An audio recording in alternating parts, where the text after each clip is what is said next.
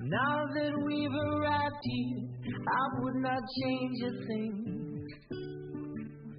Knew that we'd survive here and all the goodness we would bring. This I say, everybody swimming in sunshine, everybody feeling fine. Everybody join the front line, ain't nobody left behind. Everybody swimming in sunshine, everybody feeling fine. Everybody join the front line, ain't nobody left behind. Everybody swimming.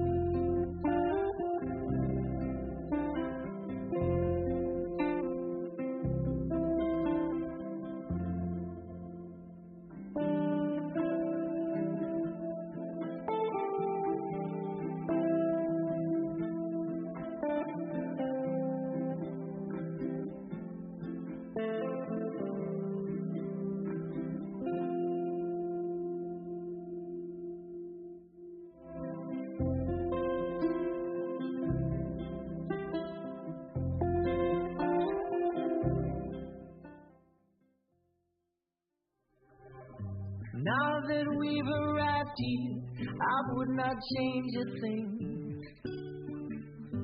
Knew that we'd survive here and all the goodness we would bring.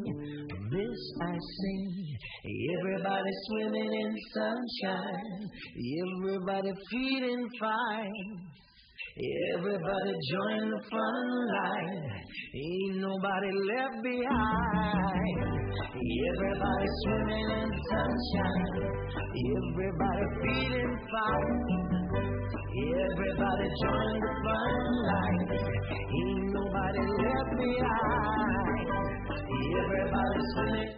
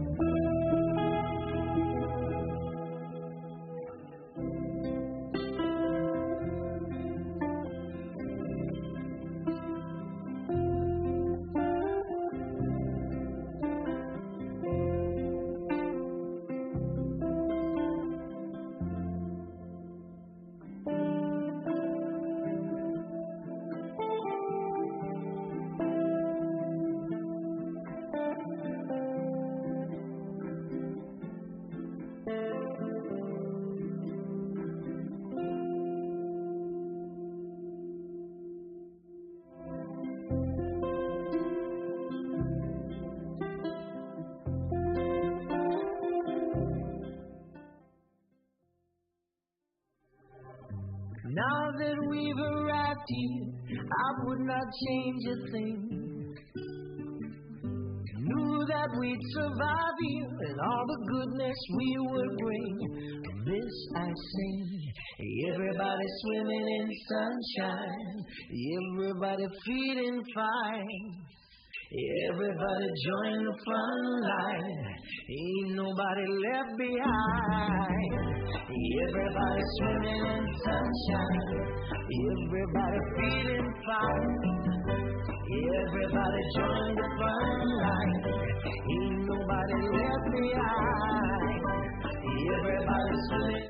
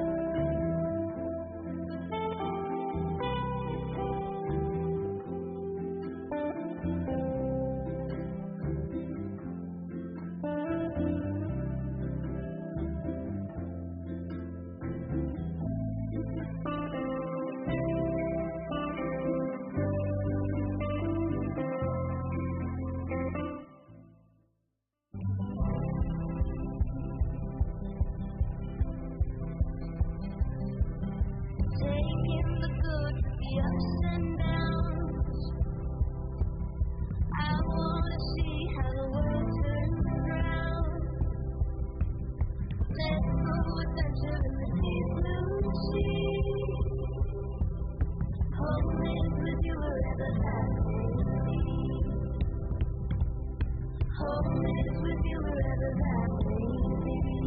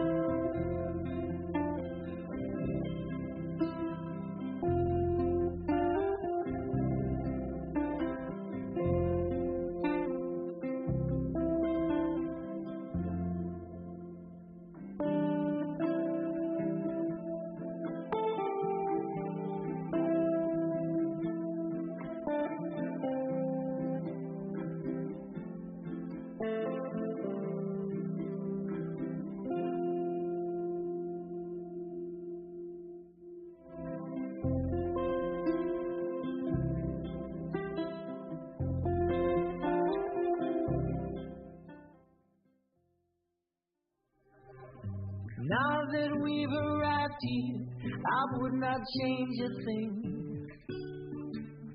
Knew that we'd survive here and all the goodness we would bring.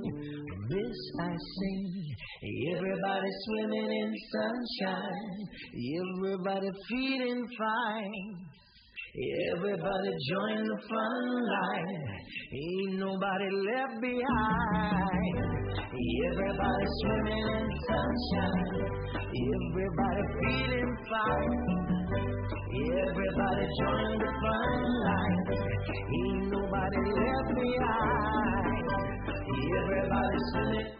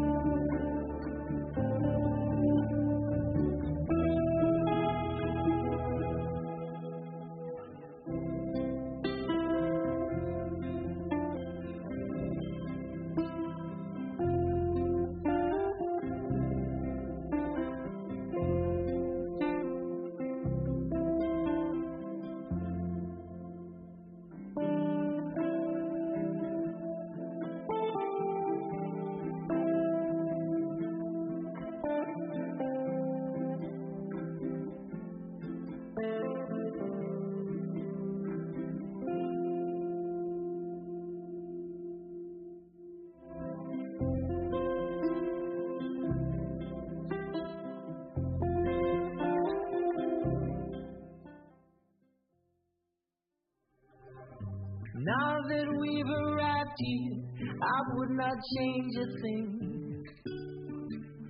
Knew that we'd survive here and all the goodness we would bring. This I say, everybody swimming in sunshine, everybody feeling fine. Everybody join the front line, ain't nobody left behind. Everybody swimming in sunshine, everybody feeling fine. Everybody join the front line, ain't nobody left behind. Everybody swimming.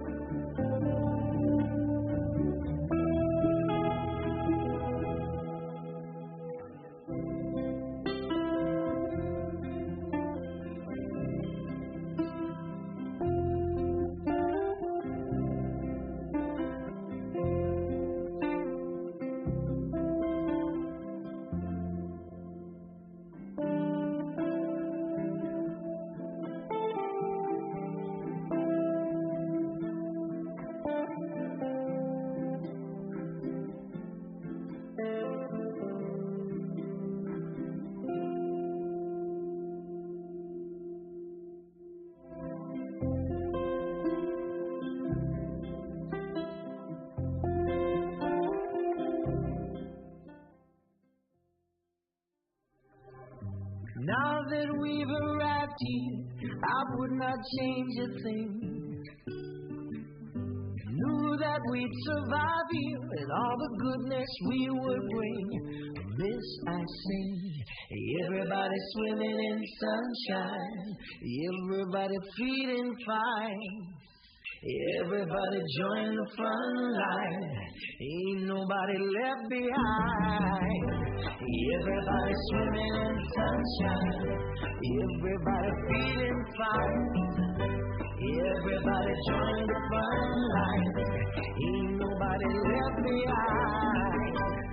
Everybody swimming.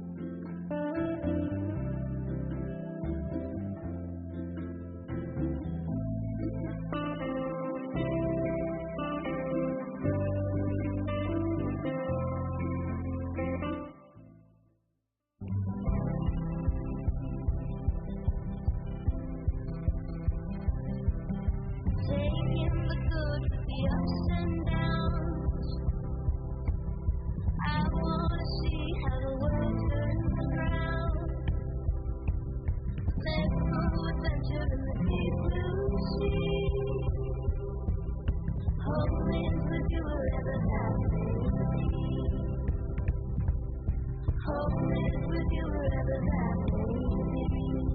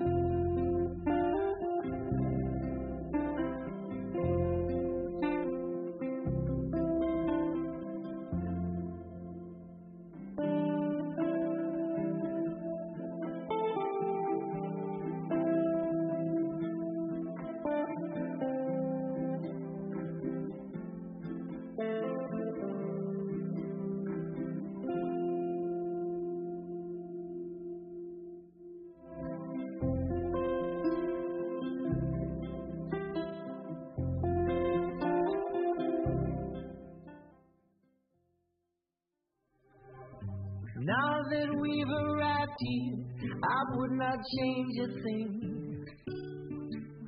Knew that we'd survive here and all the goodness we would bring. From this I sing, everybody swimming in sunshine, everybody feeling fine. Everybody join the front line, ain't nobody left behind. Everybody swimming in sunshine, everybody feeling fine. Everybody join the front line, ain't nobody left behind. Everybody swimming.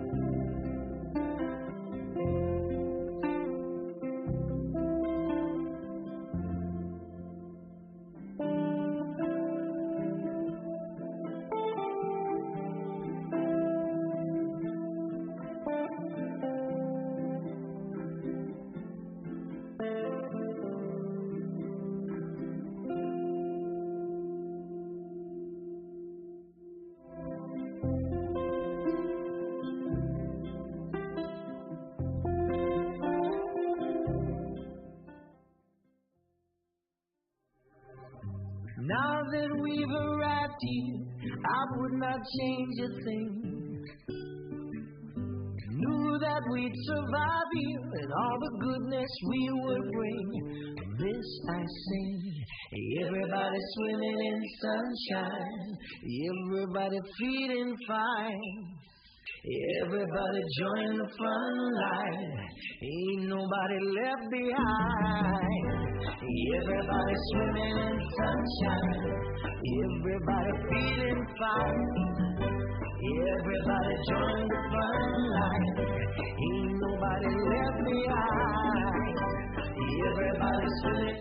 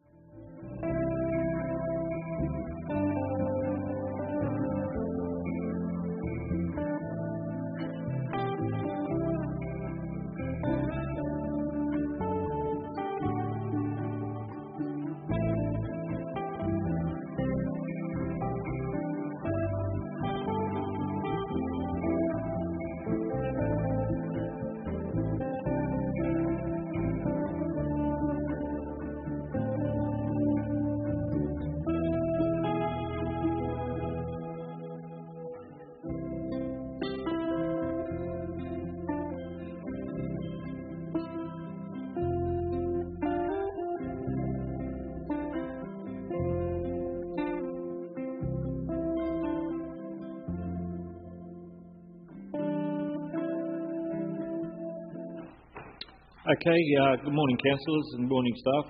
Welcome to our meeting for the 28th of June 2020. Firstly, I'd like to open the meeting and I would like to acknowledge the traditional custodians of the land in which we meet today, the Darumbal people, and pay my respects to the elders past, present and emerging. Also extend that respect to our neighbouring Aboriginal peoples within our local government area, the Gungaloo Nation people, the Barada, Cabalbara and Yeddamarala people. Also acknowledge the Torres Strait Islander peoples whose land is in the Torres Straits but who live and work in Aboriginal land. Thank you, councillors. So we have Councillor Mather online, so we have a full complement. Mathers. So we have a full complement and yes, I'd like to move on to item 4, the confirmation of the previous minutes from the meeting of the 14th of June and the 20th of June to be confirmed an accurate record of those meetings. Thanks, Councillor Smith. Have a second to Councillor Wickerson. I'll put that. Those in favour. Those opposed. I hope Councillor Mathers is online voting on that one. I can't see his vote. You there, Brent? Otherwise I'll take that as a We'll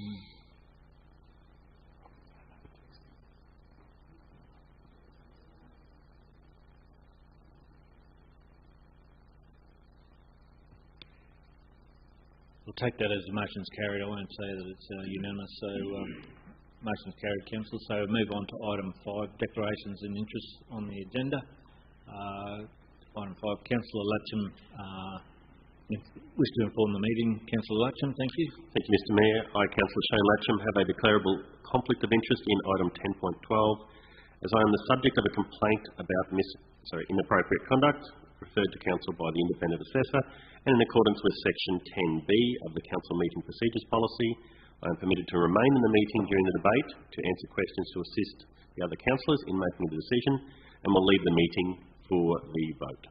Okay, thanks, Councillor Latcham. Don't need a mover and a second on that? No. Do we have any other declarations on items on the agenda, councillors? Councillor Smith?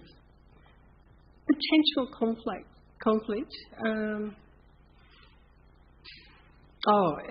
It's 10.6. It's talking about our application for black spot funding, and it does talk about Poison Creek Road and Poison Creek Road and Razorback Road. I think it's more Razorback Road than Poison Creek. Yes, talking about the intersection, I think. The conflict? Yep. Why is there a conflict? Well, I have a conflict with Poison Creek Road because my family own land all along the left-hand side. Yeah, that's what we need to hear. So we'll record that, and you wish to step out for that component of that item? Well, I think it's all in time, Mr Mayor. I think it is. So council can actually... would you like to council to vote on whether you remain for the decision of that one, council? Or is it up to you? Yeah, seeing it's my portfolio, I wouldn't mind staying because, I'm not sure whether they're in the right order or whether they're supposed to be in order. Yeah. Councillor Smith has a declarable conflict of interest in item 10.6, black spot funding applications 23-24, as your family members own land along Poison Creek Road and wish to stay in the meeting while the matter is discussed and voted on. So we need to put that to the table though for the council to approve that. So I need a mover and a seconder. Yep, can I have a mover and a seconder that Councillor Bateen and Councillor Smith remain at the table for that item? Move Councillor Wixon, seconded Councillor Kirkland. Just wait for the minutes to catch up on there, Councillor. I'm not jumping into it too quick. Okay, Councillor, I'll put that. Those in favour? Those opposed? Motion's carried. I'm not sure, Councillor Mathers, are you online there? No. Haven't heard back, so we'll just, the motion's carried, Councillor. So, Councillor Wickerson? Mr Mayor, just a query. I think just wondering what the distance is away from your own point of residence, because there is another black spot funding there for Derby and Upper Dawson Road, which is getting, I guess, close to 800 metres, a kilometre from where I live. But where's the cut-off? You know, I'm living on Upper Dawson Road as well. Otherwise, it'll be identical, I guess, that I own land on. It's whether or not within yourself you think there is a declarable conflict of interest. There's no set measurements or whatever else. If you believe there is a declarable conflict of interest. Well, I might err on the side of caution, same as council. Yeah, same item.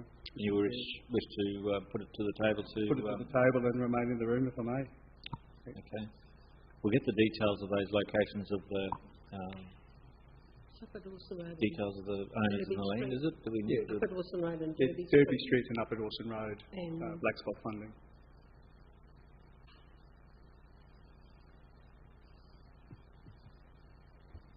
So, again, just to summarise, Councillor Wickerson, for you, that you have a declarable conflict of interest in item 10.6, as you own land on Upper Dawson Road, which is in the vicinity of the proposed black spot funding application for Upper Dawson Road and Derby Street, Upper Dawson Road and Canning Street. Yes. Yeah. And wish to remain in the meeting. Yes. Well, thank you. Councillor Mathers is online, but he can't hear or see what's going on, so I think it's an IT glitch we're trying to work through at the moment. Okay, councillors, we need a mover and a seconder with regards to Councillor Wickerson's wishing to remain. Councillor Smith? Mr Mayor, can Question? I ask the councillor Question, a question? Is Yes. that all right? Councillor Wickerson, with the works that's proposed for the area near your property, do you feel that this would increase the value or decrease the value of your property at all? No, I don't think it'll increase or decrease. It'll increase safety, I think is the aim of it. Yeah. Thank you, Councillor Kirkland. Move Councillor Smith. To have a seconder? Councillor Rutherford? I'll put that. Councillors, those in favour? Those opposed? Motion's carried. We just can't get it unanimous at the moment with waiting on Councillor Mathers. I've got a couple more lights. Councillor Rutherford? Thank you, Mr Mayor. Item 10.8 is the development assessments. So there is a number of items referring to Edenbrook.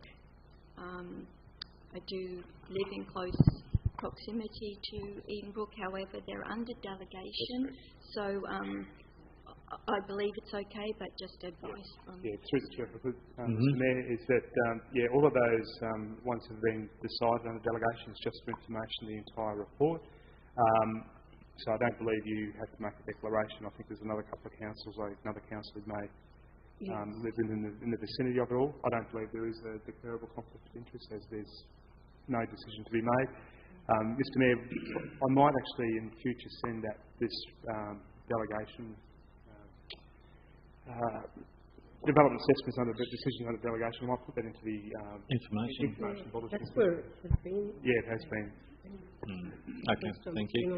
Councillor Smith, your lights on. Did you have a further? Okay. I was going to query the same one. Yep. So, Councillor Mathers, you're back online? He was there. Yep. Yeah, there is. Can't hear though. Are you right? Any conflicts? No. Right. Okay, thank you. Evan, did you? Okay. Right, councillors, we might move into our other items. Business outstanding nil, public forums, deputations nil, presentations of petitions nil. That was item 7. Item 8. Item 9. Councillor Fisher. Yes, Mr Mayor, with leave of the meeting, I have to attend a funeral for a very dear member of the Horticultural Society, and I have to leave the meeting at 10:30. But there is an item 10.12, that is towards the end of the meeting. I just felt it would be appropriate that all councillors are attending and would like to sort of move, if we could move item 10.12 to the start of the Officers' reports. Officers' reports, if that was acceptable with council. Need a mover and I'll need a seconder. Let's move Councillor Fisher. Seconded Councillor Wickerson. That item 10.12 be moved to the start of the agenda for the officers' reports. I'll put that. Those in favour? Those opposed? Motion's carried unanimously. Thank you, councillors. Just wait for the minutes to catch up.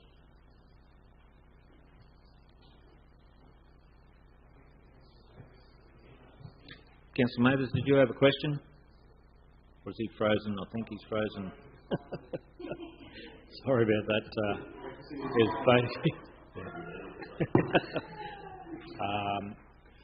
Councillors, we might go to item 9.1 first, the councillor and delegate reports. So once they've caught those minutes up, we'll move to that item and then deal with that, and then we move into officers' reports.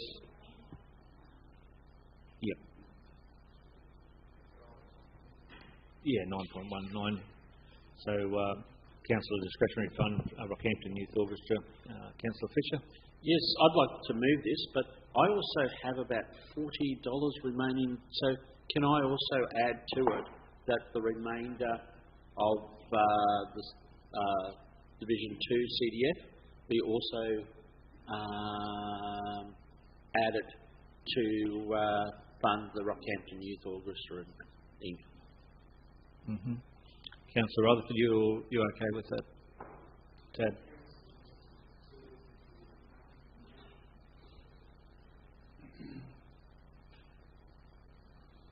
I think we're just about running out of time, Councillor, with all of our allocations need to be exhausted by the end of the financial year, so I didn't have to worry about that. Mine was going well and truly before we got anywhere near this stage, but yeah.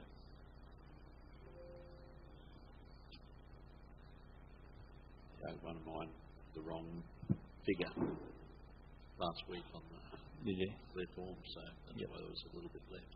Yeah, right.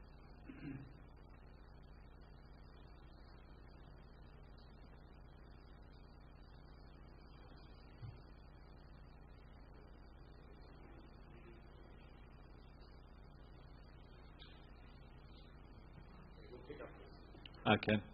So we've got a mover and a seconder with regards to that. I'm happy to move, seek a seconder. Councillor Kirkland. I'll put that. Those in favour. Those opposed. Motion's carried. Still, I think we've lost Councillor Mathers, so we'll just keep moving as motion's carried there on those councillors. Okay, councillors, we're moving on to our next item, which is item 10.12, the Councillor Contact Investigation Report. Travis, report to that, and we can go from there. Thank you. Just the mic. Travis. Change staying for me. He's moving for the vote. Councillor, I think. Councillor Rutherford. Mr. Mayor, I just had a question before we start, given this is the first one we've dealt with. A lot of this was in closed session, or all of it was in closed session. So how do we discuss this without breaching?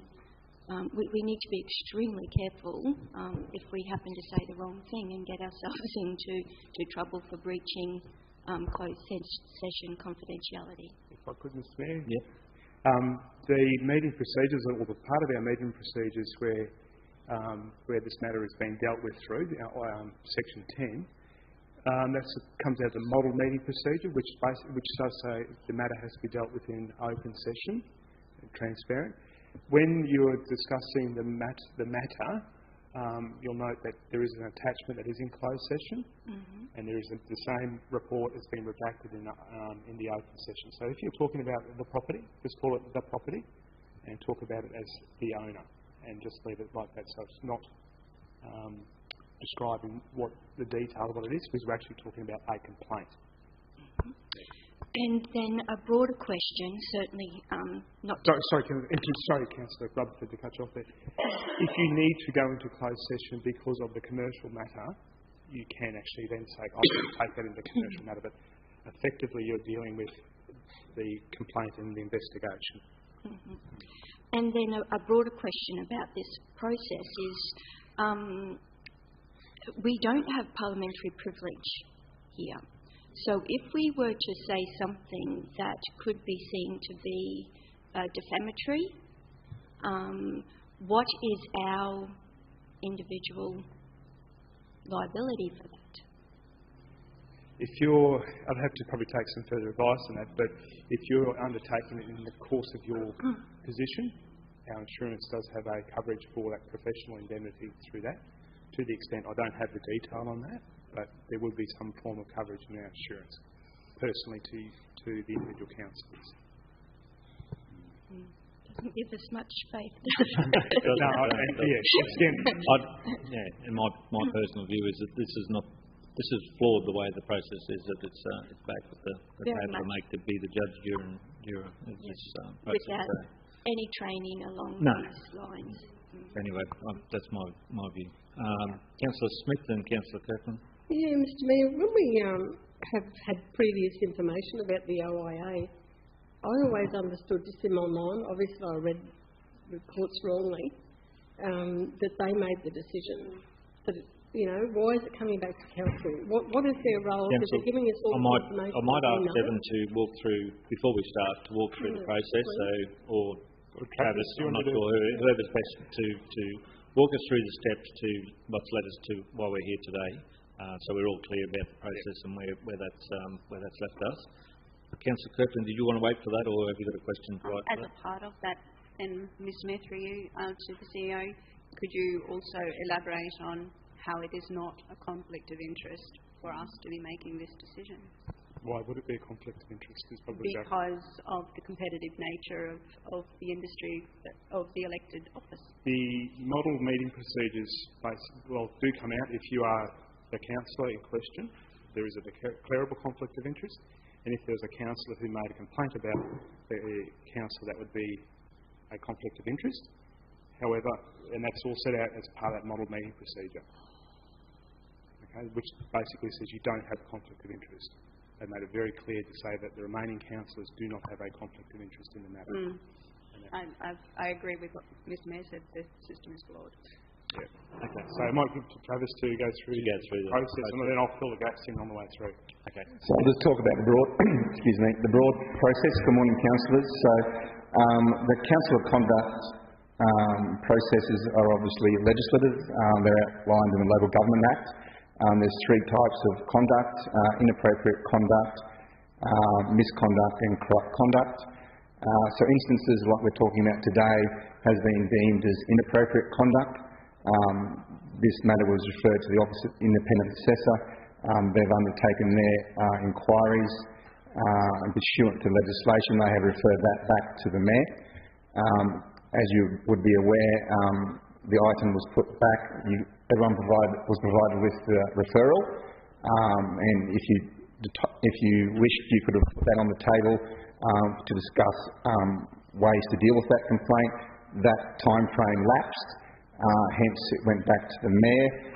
There were officer recommendations in this instance due to workloads and for transparency and impartiality, to refer the matter to the President of the Tribunal. So, sorry, Travis, I didn't have any options. There was only those two options that the Mayor was left with. It wasn't. I couldn't dismiss it and say that I didn't believe it. That's correct, Mayor. That's outlined in our councillor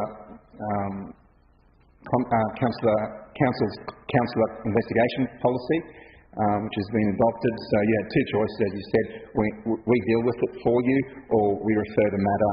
In this instance, we referred it to the President of the Tribunal. They've undertaken their assessment and produced the report back to Council. And then it's legislation that Council must decide whether the conduct has been sustained or not. If it hasn't, it's concluded and we've got to update various registers. If it has, there are various actions you can consider then within the Act. So it's very prescribed in the legislation how to deal with it, and it is in this instance a council decision due to inappropriate conduct. If it is misconduct or corrupt conduct, there's other avenues where those matters proceed to. Any questions? Yeah, and probably just want to reinforce that there hasn't been a change in the Act. That was amended some time ago, that these matters, the OIA can refer them back to Council to deal with the complaint or the investigation of the complaint. In some instances prior to about 18 months ago, the OIA was actually doing the investigations, then making their recommendation or making their decisions from there. I think there's been a bit of a workload on their side of it, so they've sending them all back to councils now to deal with that inappropriate conduct level. Just looking through the recent registers from other councils within Queensland. Okay, thanks, John. Thanks, Travis. Is there a report? So I'll just yes, thanks, Mayor. Talk about the report today. So on the 21st of March 2022, the Office of the Independent Assessor received a complaint pertaining to conduct of Councillor Shane Latcham. The OIA reasonably suspected, if proven, the complaint involved inappropriate conduct and referred the conduct to Council to deal with. As I've just alluded to in the process, no councillors didn't want to put that on an agenda item, so it's proceeded back to the Mayor to deal with due to workload issues and in the ideal of transparency, impartiality. It was decided to provide that to the President of the Tribunal to undertake an investigation. As Evan alluded to, there's two reports attached today. One is redacted due to confidentiality issues, and there's a full report. Pursuant to the Local Government Act, Council must decide whether or not the councillor has engaged in inappropriate conduct. If the council's decision is the complaint is not sustained, then council will take no further action other than to advise the councillor and advise other parties who can place it on the register. If council decides the conduct of inappropriate conduct is sustained, council needs to decide what actions they will take under section 158H of the Local Government Act, and furthermore ensure the registers are updated. So, for your consideration, the council needs to determine whether the conduct has been sustained as outlined in the report. Councillor, there's two phases to it. So that's the first part, and then from there it'll guide where the council needs to go from there. Councillors, questions? Councillor Latcham. Thank you, Mr Mayor. And if I may, I have a few questions to ask through to Mr CEO on procedural matters. The first question is, Mr CEO, with a simple yes or no answer, could you please tell us if you're aware of who made the initial complaint to the OIA against me? I want to know who the person is. Just, are you aware of the person? I'm not sure. I don't think that's appropriate, Mr Mayor. There's probably a couple of parts to it. One is that within the meeting procedures, the declaration for a conflict of interest is that councillors can ask Councillor Latcham questions, not for Councillor Latcham to ask others questions. So that's probably the answer. Sorry, Councillor Latcham, but that's... All right, so we don't know what the answer to that is. And the second part to it is, Mr CEO, if I may, with a simple yes or no answer, and I may know accusations, but procedurally... No, I think it may be... I think by your remaining at the meeting is to answer the questions, as the CEO mentioned before, to the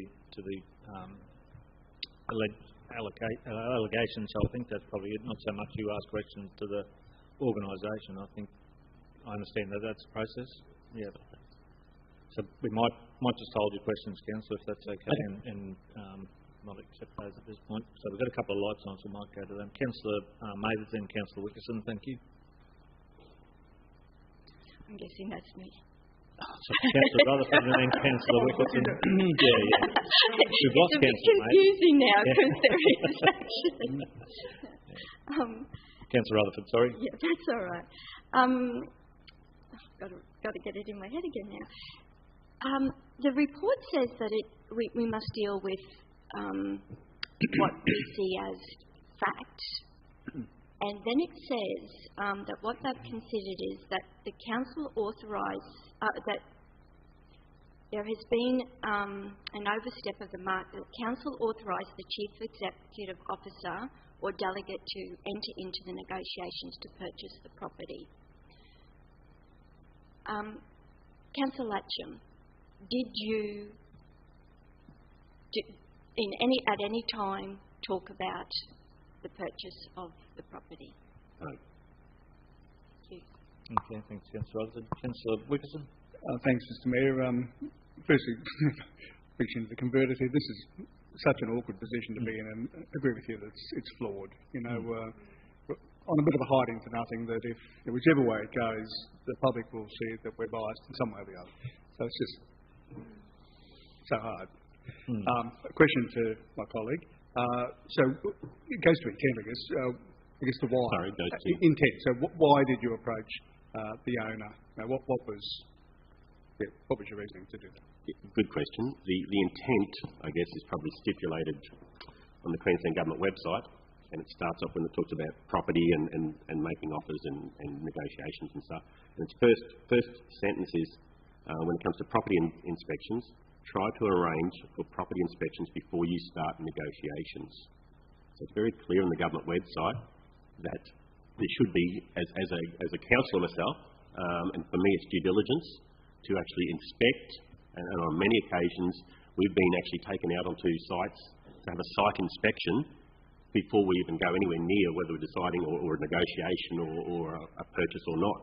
So for me, I felt that we hadn't been afforded the opportunity to actually have a site inspection, and given the lateness of the whole process, I felt that I thought it would be beneficial for all councillors. So it wasn't a selfish act; it was on the benefit of all councillors that we could arrange to have a site visit to form an opinion. So it wasn't an opinion. At no stage was there any intent to negotiate. I don't see the word inspection the same as negotiation. There was no intent for negotiation, and even after we had the inspection, if it was to happen, at no part was that to be a negotiation. So to me, I think it's an overreach to try to call an inspection or to arrange a meeting to have an inspection is anything to do with an actual negotiation. Okay. No, thank you. I hate to be the one pulling the questions about it, but I think because it was an item dealt with in closed session and that confidentiality around that, then and the delegation to the CEO to undertake the process, to step outside of that is where the problem is, I think, and that's where we're trying to resolve the intent of that, and that may be, and as you mentioned, that's your understanding that process was legitimate. Unfortunately, because it was in that closed session process, then stepping outside of that process of the council was, the table had delegated that responsibility to the CEO. Was the problem we're at today while we're here. And I appreciate Mr. Mayor, and if I can further add, at the end of the day, what would the community expect of us councillors? And to me, they would expect you to at least have seen. If you say, we were looking at buying a property, did you go out and see it? When it was of a considerable amount of money. I can understand that, but the process should have been to go through to the CEO and authorise those steps to get to that point through the real estate agent and the owner, not to do that separately outside the council process. And if I may, Mr. Mayor, and I appreciate where you're coming from, I really do. What it says, and I'll try to look at the positives of everything. I possibly, in hindsight, maybe as councillors, we probably should have seen the property and inspected the property before we even got to the stage of the word negotiation. And I hope that's something probably moving forward, that we probably develop a policy that says councillors will inspect a property before it's considered. Thanks, Councillor. Councillor Kirkland? Thank you, Mr. Mayor. Yes, Mr. Mayor is correct in saying that we had already gotten to a point where it needed to go through the CEO and then through the real estate agent first. That should have been the process. That being said, I applaud the fact that you are a zealous councillor, and I do feel that this is just an oversight, and moving forward for all of us to be conscious of these types of negotiations. In the world, if we are purchasing a property, we go through the real estate agent. That is the general rule. So I feel that I have to agree with Mr. Mayor on this. Thanks, Councillor Kirkland. Again, experience helps in a lot of these situations going forward. I don't think the intention was there to do anything outside your role, but unfortunately, sometimes these things happen without the understanding about the process. So, look, Councillor, we're in a position. I'm not sure whether. Councillor Fisher, did you have a question? Yeah. Look, probably more of a statement. And one of the things that I find really awkward in these is that in my previous industry, the industry watchdog there provided training on a regular basis. And here we are in local government. We have a watchdog that really there doesn't give us the updates now. It's quite well and good. We try, we follow all of the dot points, but it is very, very easy sometimes to actually, not intentionally, but get hung by actions that you honestly, hand on heart, never intended to do any wrongdoing. And I think one of the things that I would like to see, and mentioned that when we had the LGAQ here as well, is that training in all sport, all fields, whether it's professional, whether it's in personal life, and that training is important. And this is one point where extra training, having updates in training is so important. And I think it isn't, and it shouldn't be the responsibility of the CEO to provide that for the councillors. This is something that should be from the watchdog, from our peak organisation, to see that this is done on a more regular basis. And that is sort of then puts us, when something like this happens, it puts us in a terrible position. It also, these type of things have a reflection on our whole profession. And no matter what is said, what is done, quite often the truth is never part of what gets in the community, and that's the part that I have a lot of issues about. So, as we deal with this, I think the next part is that we do need to have that regular training. Our new councillors, our 3 new councillors, probably need more support as well in that, because we've got scars from the past, but our new councillors there haven't had 2 years of just being dealing with the mire of issues, and sometimes enthusiasm can actually become almost a noose at times. So I'd just like to make that statement, Mr. Mayor. I think you're right that overzealous and enthusiasm probably all great intentions. But anyway, thanks very much for those comments, Councillor Fisher. Councillor Rutherford. Mr. Mayor, maybe I need Travis's assistance with this question, because I'm picking up on a point you made about a breach of confidentiality because it was in closed session, and I take that point. However, I don't read that in any of this information as to why Councillor Latcham has been accused of inappropriate conduct. I don't read any of that in here. I read that he was not delegated to be part of the negotiations. So if that's what he's been accused of, that's what we should be addressing, not the confidentiality, because I don't read anything in there that said he breached confidentiality. Thanks, Councillor. Thanks, through the Mayor. If you look on the first page of the report, the tribunal indicates the allegation. It's probably better to look at the full report. It also talks about both actions were taken despite a council resolution on the 22nd of June 2021 for a confidential agenda item 14.4 that council authorise the CEO or delegate to enter into negotiations to purchase the property. So there is the confidentiality is in relation to it was in a confidential session. However, it was pertaining to the breach of the resolution, which was for the CEO or delegate to negotiate on the property. So there are 2 breaches there, basically pertaining to the same thing. So in the Councillor Code of Conduct that's adopted across the state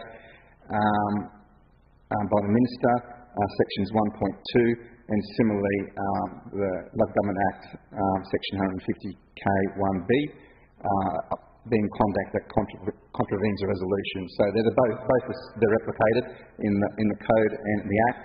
However, it's all coming down to the breaching the resolution versus, I suppose, the confidentiality breach, despite that being in confidential session. Thanks, Councillor Rutherford. Question?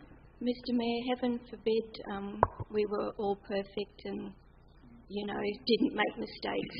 this job is difficult at the best of times. The number of discussions we have in and out of session, the number of the background. This particular subject had gone back and forward in different ways many times over.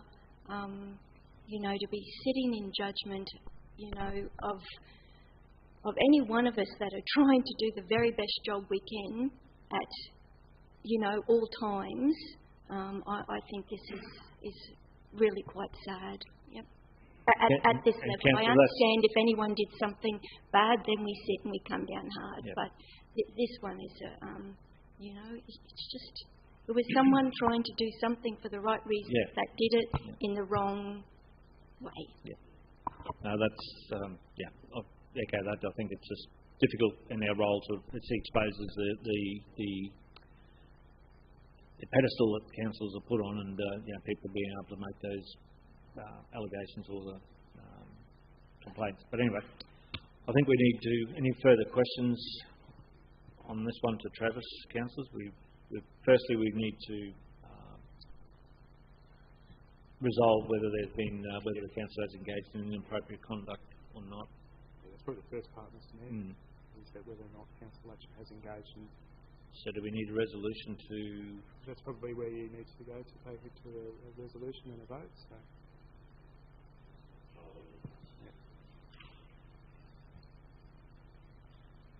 I think there's no further questions to Councillor Latcham, councillors.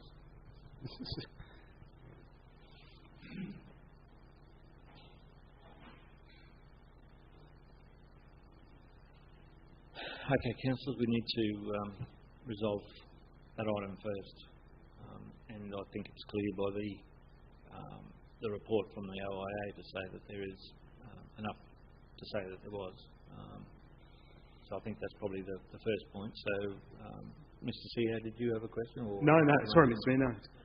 So, look, councillor, this is the last thing I want to be doing is being the judge for these ones, but I'm happy to move as part of that first step to say that the inappropriate conducts happened and that we need to deal with it. So I've got a couple of lights on. Did you want to...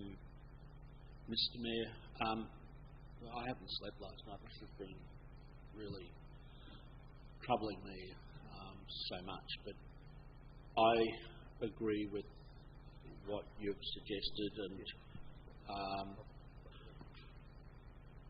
as it's defined, I believe that, and I would second your motion with that at that stage. Okay, so we need to put that section of it, or do it all in the one? Yeah, probably do it all in the one. Okay. So, council, we might happy to move that, but I believe in part two, and this is my... Councillor Mathers, did you have a question? Yeah, Mr. Mayor, I really do apologise. I've been having trouble getting online, so I've only caught a little bit of this. Can I just clarify, is the reason why it's still being called inappropriate conduct, is that because, forgetting about everything else that has happened, is it because there was a contact made with the vendor? Is that why they're calling it inappropriate conduct? Essentially that's part of it. Travis? Yeah, that's correct. So there was a resolution, as I indicated, that was delegated to the CEO or his delegate to negotiate. As you'll see the tribunal's conclusion there, they believe there is a breach of the policy and the Act. Yeah, Mr. Mayor, that makes it very difficult, because when I was reading through this, last night, and obviously we've all been privy to what's been going on, I sort of looked at it and just went, well, was a bad decision made in regards to contacting the vendor? Yes, I agree that was a bad decision, but was there any malice, or I look at what the intent was, and, I believe there was no intent in regards to Councillor Latcham wanting to... Councillors, I don't think we've been asked that question. It's to say in the first instance is where where there's been the misconduct in that space, that inappropriate conduct has come through there. I understand what you're saying, Mr. Mayor, but shouldn't the intent have some sort of bearing on whether it's actually inappropriate conduct? I mean, Council actually contacted everybody straight after organised the meeting. So we know he wasn't going to do any backdoor dealings or anything like that.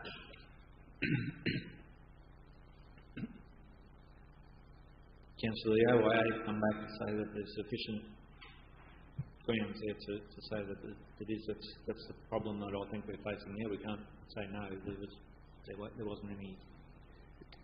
Mr. Mayor, if I could assist councillors in the actual Councillor Conduct Tribunal report, if you go to item 4, the outcome of the investigation, that's what they have determined. So you've had the OIA believing there is suspicion of inappropriate conduct, hence it's been referred back to council. The CCT, or the Councillor Conduct Tribunal, has done their investigation. Their outcome was that on the balance of probabilities, inappropriate conduct has been undertaken. That's their recommendation. Well, not their recommendation, that's their outcome of their investigation. Councillor Wilkinson. Thanks, Mayor. I support this recommendation. I won't say comfortable with it. No, nothing about this is comfortable at all. But for the second part of it, if I could just jump in with a very short story. When I was about 16, broke and enter into a unit next door to where I lived in Brisbane, while the people were home, in fact. On the face of it, not so good. The place was on fire. They left oil on the stove and we kicked the door in, and so I think in Councillor Latcham's case, he's made a mistake. He's broken the law. I think the evidence of that, which this says we have to have evidence-based and no bias in it, is fairly clear in my mind. I don't know about others, but with the very best intentions. I think he was there to put out a bushfire to get more information so we can make an informed decision. That's all the stuff that we're taught to do. Not done exactly the right way, but I think the intent was there, which is why I asked my question, was in the very best interest of not only council as an organisation, but the community, and spending their rate money the right way, and all those things that we're supposed to do. So thinking ahead a little bit there, and in mind that intent was for the very best reasons. When we come to look at and I hate being judge, jury and a prosecutor, but that's the position we're in. So certainly, as Councillor Fisher said, education is somewhere, maybe some future training, and I think we'd all benefit from that. And I know we do that periodically, but maybe with a bit of focus on it. So, Councillor, there's second part to this is what action do we take, and that's either recommend training or that we take no action from there. If I understand there's been a breach, but then what's the next part? What's the outcome the council wants to do? So, councillors, it's up to the table now whether we believe training's appropriate and recommend that course, and that's something there I think, and we probably all could benefit from that going forward in a separate space. But in this instance, is that the way forward, or do we just say that there's no further action? So I'll hand it over to you guys to talk about that, whether we want to. So just probably help Mr. Mayor. So once the council make a decision whether or not inappropriate conduct has been engaged in, the second part falls down to then what action you can do. So the next part, you can take no further action, so you can still have engaged with no further action, not engaged, and that's it, or engaged. You go down public admission, an order reprimanding, an order the council attend a training session, an order to exclude from meetings, and so forth as we go down. So there is a varying degree of what is an outcome if there has been inappropriate conduct engaged in. Okay, so I'm just waiting to put something up. So we'll probably suspend standing orders because I did have a mover in a second for that first part. And I thought, so could we just use that? Can I just go with the first section of that, councillors, that we resolve that there is a problem, that the allegation is sustained, and then we can go into the second one from there. Is that okay, Travis? Yeah. I moved and Councillor Fisher seconded the Deputy Mayor. Okay, councillors, speaker for the motion. I'll just say that as we've gone through the process, the OIA has given us the information and the direction that basically say that there has been inappropriate conduct in all probability, which is, anyway, back to us, but that's where I'm basing that on, but and the reason why I moved that we do that in this part. Speaker against the motion, Councillor Smith. Thanks, Mr Mayor. In spite of the fact that the OIA came back to us to say there is a suspicion of inappropriate conduct, and then they don't want to make the decision, I'm afraid I have no faith in the OIA, and this is reinforced by... Councillor Travis, I don't think we're being asked. Travis, did you want Just to clarify, the OIA hasn't made a decision. The OIA made an assessment. It was referred back to Council and the Mayor to make a decision. So under the Council investigation policy, we utilised the President of the Tribunal, so they undertook the investigation, the Council of Conduct Tribunal, not the OIA. So this report is produced from the Tribunal, and they believe that under Section 35 of the report that there is sufficient evidence. Mr Mayor, I believe the complaint is not sustained, and Council take no further action. As has been already stated this morning, I think there's been a fair bit of discussion on it. The Councillor just wanted to have a look, and I think I made that statement at the meeting before that it would have been good to have a look. So, and I consider that's all that was in the action, and I don't think there was any malice intended at all or to break the rules. And I will be keen to see more training for everybody in the OIA matters. Thanks, Councillor Smith. Another speaker for? Question, yes. please, Mr Mayor, because I'm just still a little confused here in that, and I'm hoping someone can explain to me if this is all about the negotiation. I'm wondering what was in that report, in all that information, that led the OIA or the tribunal to believe he had breached that in the balance of probability. What in that information led them to that belief? Travis, can you help me with that? Because he answered that question very clearly. So then what else is there? So if you have a look in the report, or if you recall Section 13 where they talk about the facts and circumstances of the conduct, so inappropriate conduct is defined under the Act, so they go through that initially explaining that. They also go through explaining the code. Then they talk about the resolution, and particularly at Section 13C that the Council resolution on the 22nd of June specifically delegated the negotiations to the CEO, not to any particular councillor, and any contact with owners of the property should have been made through the CEO's office, particularly when negotiations may have been at a sensitive and complex stage.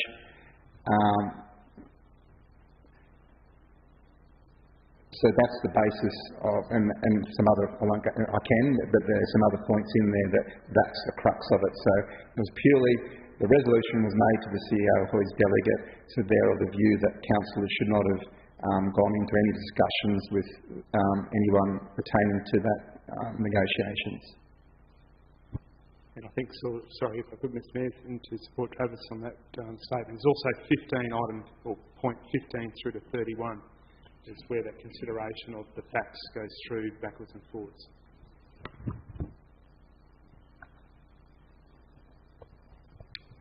Yeah, I read that. To me, what I'm struggling with is a request for a site inspection being considered as a negotiation. That's what I'm struggling with. I'll put the dark hat on, Mr Mayor, if you like. The Council delegated to the CEO to undertake the negotiations and hence any contact with the agent to make arrangements. And from that is any other form of property sale is always through the agent, not through to the owner of the property. There. You do not know, and we will not know, what was transpired in conversations. You do not know what was in that, what was the intention, good or bad, within the intention of the conversations that happened there. You don't know that. And that would not be a normal practice you would do in negotiating for a property, particularly if it was a confidential matter as a part of this, as a part of the council acting forward. That's probably the basis of the whole, where the inappropriate conduct comes from. I think I've got it all there, Travis, haven't I? I think I've mentioned it all. Councillor Wickerson. Oh, thanks, Mayor. So, hang on, we're in debate, Councillor, so it's a speaker for the recommendation. Is that a question, or Councillor, yours is a question?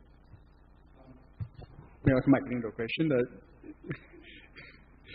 Through you to the CEO, and this might assist Councillor Rutherford as well. And I think and I take the point about the word negotiating specifically, but in broader terms, am I on the right track, or do I understand it correctly, Mr. CEO, that anything that's discussed in closed session, this is broader picture, we can't discuss any matter either specifically or even related to that matter outside of this chamber. Exactly right. Whether the word negotiating is there or not, we can't discuss it with friends, family, anyone. So sealed is sealed. That's correct. Yeah, that's my understanding. Okay, councillors. Another speaker for the motion. Councillor Kirkland. Thank you, Mr. Mayor, and I think probably to just add emphasis to the conversation that's just transpired now is that outside of council, just in general public, the code of conduct of the negotiations of a property is to go through the real estate agent, which didn't happen in this instance either. So, and absolutely echoing all of the comments around zeal and passion and good intent. At the end of the day, in the court of law, good intent does not generally come into the conversation, as you've already illustrated with your good story there, Mr. Wickerson. So, just wanting to emphasise that. Okay, thanks, Councillor Kirkland. Another speaker against? If not, I'll put the motion. Councillors, those in favour? Those opposed? Do you wish to record your vote against that? Councillor Smith, record a vote against the recommendation. And councillors, the vote has been carried, and we now need to move on what the next step. So it's part of section 150AG1B and 150AH1A is to determine what action, if any, council want to put against Councillor Latcham. And that can range from no further action through to reprimanding, through to training and so forth. Do you want Travis to read them out, Mr. Mayor? Yes, if you don't mind, Travis, that gives us a good, clear understanding before we make that next step. As the CEO said, and these are highlighted in the Act, so once the decision has been made that inappropriate is sustained, the councillors may consider the following. No action be taken, or one or more of the following. In order that council make a public admission that the council has engaged in inappropriate conduct, in order reprimanding the councillor for the conduct, in order that the councillor attend training or counselling to address the councillor's conduct, including at the councillor's expense, in order that the councillor be excluded from a stated local government meeting, in order that the councillor is removed or must resign from a position representing the local government other than the office of councillor, in order if the councillor engages in the same type of conduct again, it will be treated as misconduct, and in order for the councillor to reimburse the local government for all or some of the costs arising from the councillor's inappropriate conduct. And on making that decision, the registers will be updated accordingly, and the council will be advised in writing similarly with the registrar of the tribunal. Okay, thanks very much, Travis. Councillors, we have questions, or we could go to a recommendation there. So, questions? Councillor Wickerson? Recommendation, but... Okay, we'll go to Deputy Mayor Hetty Glyde on first. Councillor Fisher? Mr Mayor, I feel that as to determining what next is an order that the councillor in training or counselling to address the councillor's conduct, and that item is including at the councillor's expense, and I think that training would be the best, or what I feel is the most appropriate course. Question, Councillor? Yes, question to that, if I might. Travis, what would that training look like, and who would conduct that training? We'd have to consider that. We could arrange for an external party to provide that training, or we could produce something in-house. Yeah, we'd work our way through what it is and what it needs to be, Mr Mayor. And that training could be open to all councillors, I would see in the end of it all. Mr CEO, I was going to ask that at the end of the... Councillor Wickerson? Thanks, Mr Mayor. Just to add to that, and I absolutely agree, to add point C1 in there to move forward with our colleague, Councillor Latcham, to own that there was a mistake or an error made, would open up more receptive training. It's not going to be too harsh either, given that, again, to that intent. So, I sensed a bit of resistance to whether there was or wasn't. I think that needs to be accepted first before training is effective later on. And I missed that last part. Did we say that all councillors for training? I was going to... That's an input? Yeah, absolutely agree with that. Foreshadow a motion afterwards. I know we can't change the detail in these items, but I wasn't 100% supportive of including at the councillor's expense, in that item C3. And I don't know what the cost of it is, but... That's your microphone, isn't it? With that up there, Councillor Wickerson, it's just the training. It would be at the council expense if it was going to be all over for all councillors. Yeah. Okay. No. Yeah. So it's not. You don't have to take that whole line. Oh, okay. You can. Yeah. You can. Okay. I'd like to take that, Councillor. Just training.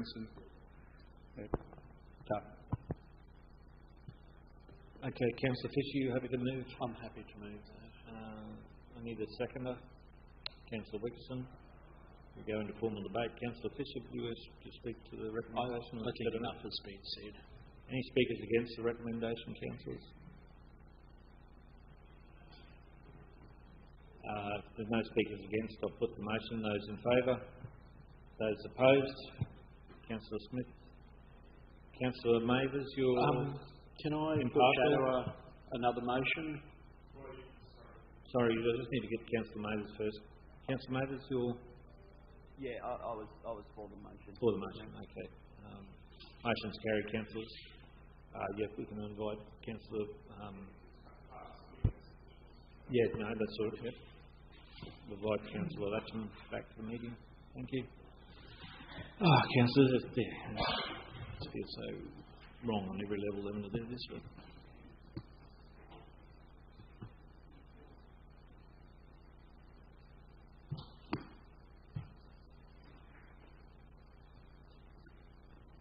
Did you wish that to be recorded, Councillor Smith, in that second one? Yep.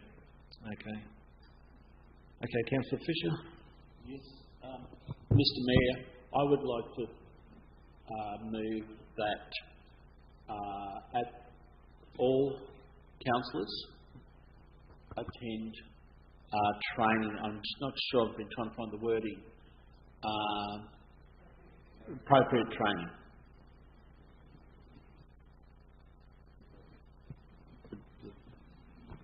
On conduct conduct of councillors? This is conduct, yeah. As the code of conduct, how that operates? Yes. Okay. Same training, councillors, that we've suggested for Councillor Latcham that we all undertake. Councillor Wickerson? Thanks. Just to add one word in there to acknowledge that we have done some training, so maybe attend further appropriate training. That reads as if we've done none, which might put poor light on council. We've done some, but more is always. Councillors and I've done the Diploma of Local Government through the LGAQ, and I'd recommend that to any new councillor. It's very time intensive, but it does give you the grounding to understand, and time is a great learner, but having that as a new councillor, if I was offered that opportunity back when I first started, I would have started that process as well. So be mindful that that opportunity still exists. Councillors to take in some of those units or do the whole diploma as well.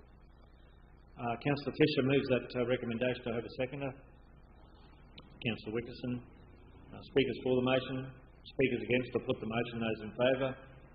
Motion's carried. I can't see Councillor Mathers there. Motion's carried, councillors. So, council, I might call for a 15-minute recess and just give us time to reset from that one and come back. So I'm happy to move that we move into a recess until 10:15. Have I got a seconder? Councillor Smith. I'll put that. Those in favour. Those opposed. Motion's carried unanimously. Thank you, councillors. We'll adjourn the meeting. Come back at 10:15.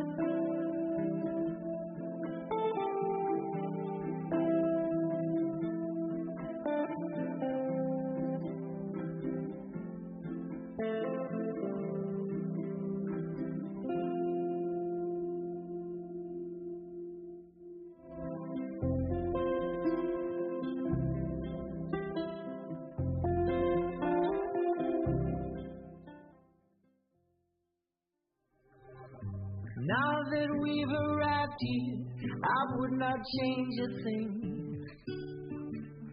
Knew that we'd survive here and all the goodness we would bring. This I sing, everybody swimming in sunshine, everybody feeling fine.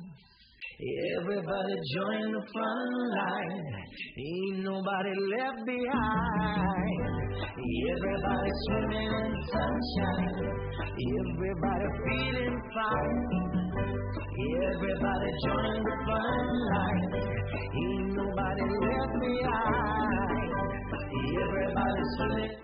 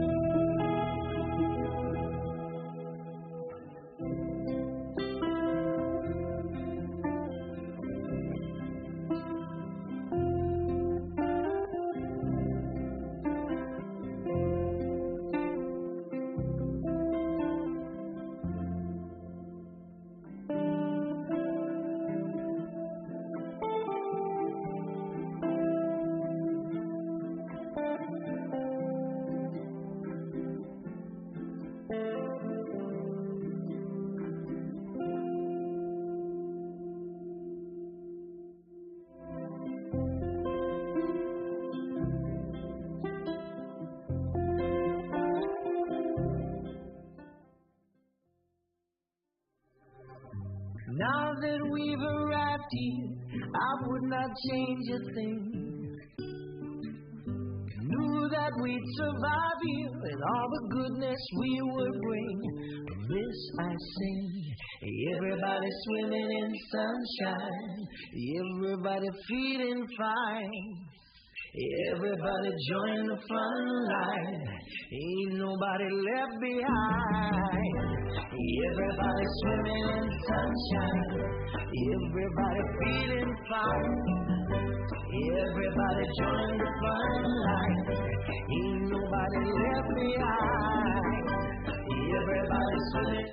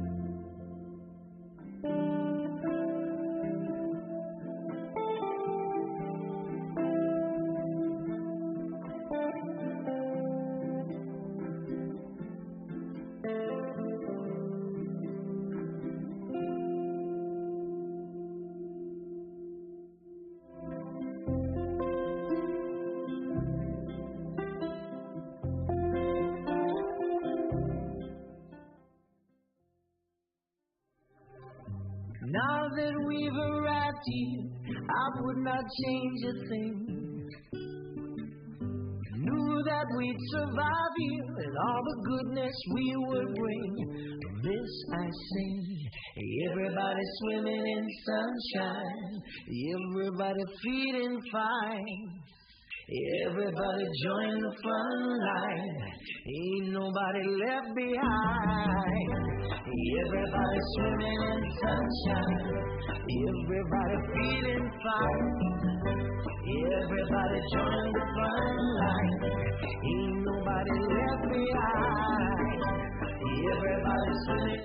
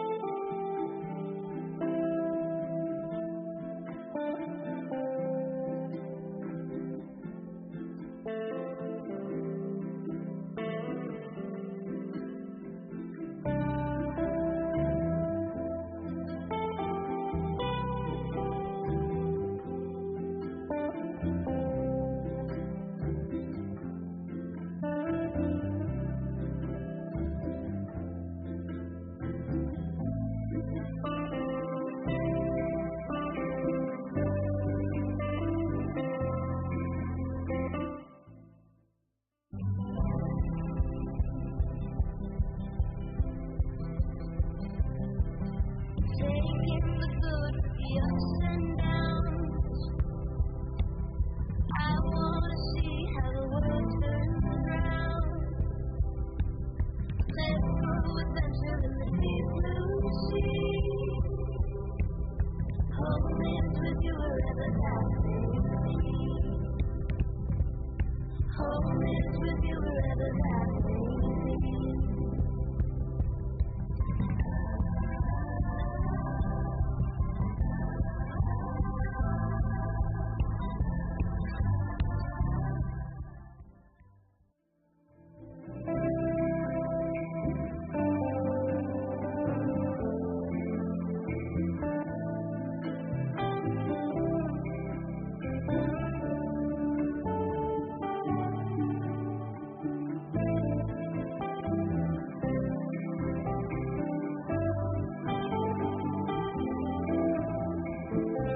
I'll go on line. Okay, thank you. Councillors, could I have a move and a seconder that we resume our meeting? Move Councillor Wickerson, seconding Councillor Smith. I'll put that. Those in favour? Those opposed? Motion's carried. Thank you. Councillors, moving on to officers' reports. 10.1, the circular economy discussion paper, shifting Rockhampton into a circular economy. I'll hand over to Greg to present the report, and I think we have a deputation to go with that as well. Thanks, Greg. Thanks very much, Mayor and councillors. As the report says, as part of the operational plan for 21-22, we committed to bring a discussion paper to the chamber regarding circular economy.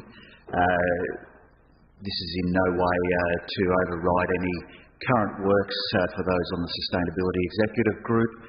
It's a big part of that, and only one item within that, but it sits with Advanced Rockhampton as an economic agenda item, but has very much crossover into a number of other areas.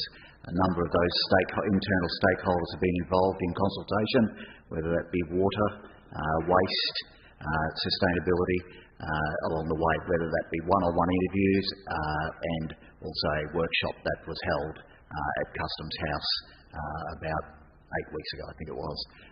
Really, the idea of the discussion paper was really just to talk a little bit about and introduce circular economy to the chamber, for those that don't know about it. Hopefully show a little bit of what it can offer to council, but it's not just what it offers to council, and that's, I suppose, an important part here is, sorry, and I should have introduced Dr. Anu Murty as well, and Wade Clark, who you all know. Anu is from Becca, our consultant. But really, a big part of this was also to look at what are those key industry sectors, and we've spoken about them a lot before, whether that be defence, whether it be energy, construction, resources, and other forms of energy. So it was really, what are the opportunities for council as an organisation, but that's only one part, as you'll see later, if you haven't seen them in the report already, of the 6 items where we looked. We looked at those other key industry sectors. So it's also working with industry to help them enter the circular economy and how we might be able to help them drive further into the circular economy. So as I say, probably keep an open mind. This is not just about what council can do. This is about what the whole region can do in entering a circular economy, and really just, I suppose, moving into where other local governments and state governments especially have entered already across Australia and across the globe. So today the format was me just to sort of give that short introduction, introduce Dr. Murty to do a short presentation. The presentation is based very much around and tries to summarise the more detailed report, and then I'll jump back up again. We'll talk a little bit about those next steps and recommendations and where the council thinks we should go that way. But as I say, it does form part of a larger agenda, but it was part of the operational plan and does form, for those that remember, does form part, those pathway does form part of the next operational plan as well, if we decide to go down that path. And we could do both. We could look at council opportunities, or we could just look at industry opportunities. Obviously, the recommendation is to look at pathways to both of those. Okay, so if it's okay, Mayor, without further ado, I'd like to introduce Dr. Anu Murty from Becca. Thanks very much, Greg. This is the clicker. Yep. Okay, Well, thank you. good morning, everyone, the Mayor and the fellow councillors. And is my voice okay? Or do I need to? Is that fine? Okay.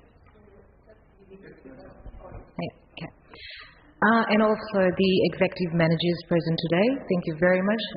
Wade and Greg, thanks for the opportunity. I'm very passionate about what I do, and this is something that I'm so proud that you, the council, is leading the way, and it's really good work. Before I begin, I just wanted to acknowledge the traditional custodians. I know you already would have done it, but I want to acknowledge the country that I'm born in Fiji, my traditional custodians, the custodians of the land where I work and stay, and obviously where we are today. So I just want to acknowledge the value of the knowledge, the intelligence they bring into the whole regenerative approach to living and the connection to country. So I guess this work is fundamental because as the China policy came in 2017, that was a massive catalyst, massive enabler for not just Australia but globally. It put a lot in front, and it led us into a new journey. And 2019, the national government obviously came up with a new framework to how do we deal with our waste issues. Now, as a society, Australia, we have literally been in the yellow quadrant for a long time, thinking in parts, taking and building systems in isolation from one another.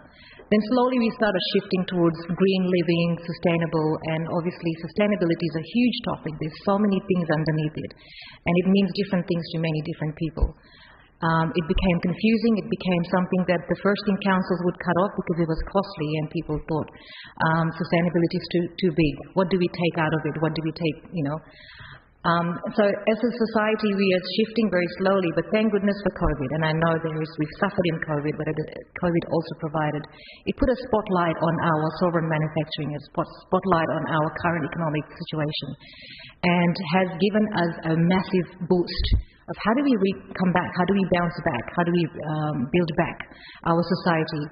And to adopt a secular framework, we as a society need to move towards a more regenerative and restorative framework, which is thinking about the systems. It's really a systems approach. We have to think about all the different jigsaw puzzles and how do they come together. It's not one individual, one organization, or one council can do it. It's really a collective story. Everyone needs to be part of this journey and come together. So I just want to give you a quick context of circular economy. It's a busy slide, I'm sorry for that, but there's so much to say in this slide.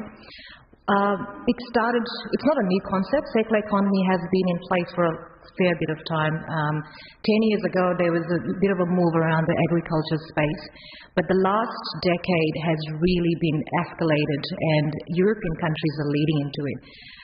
If you look on the top scale, if I can point out, I'm not sure which one is the pointer. Okay, I can't figure out the pointer. But the top pictures are basically demonstrating the global aspects of the movement of circularity. So if you can look at the OECD report, and these reports all the links are available in the report. You can click on them and have a look.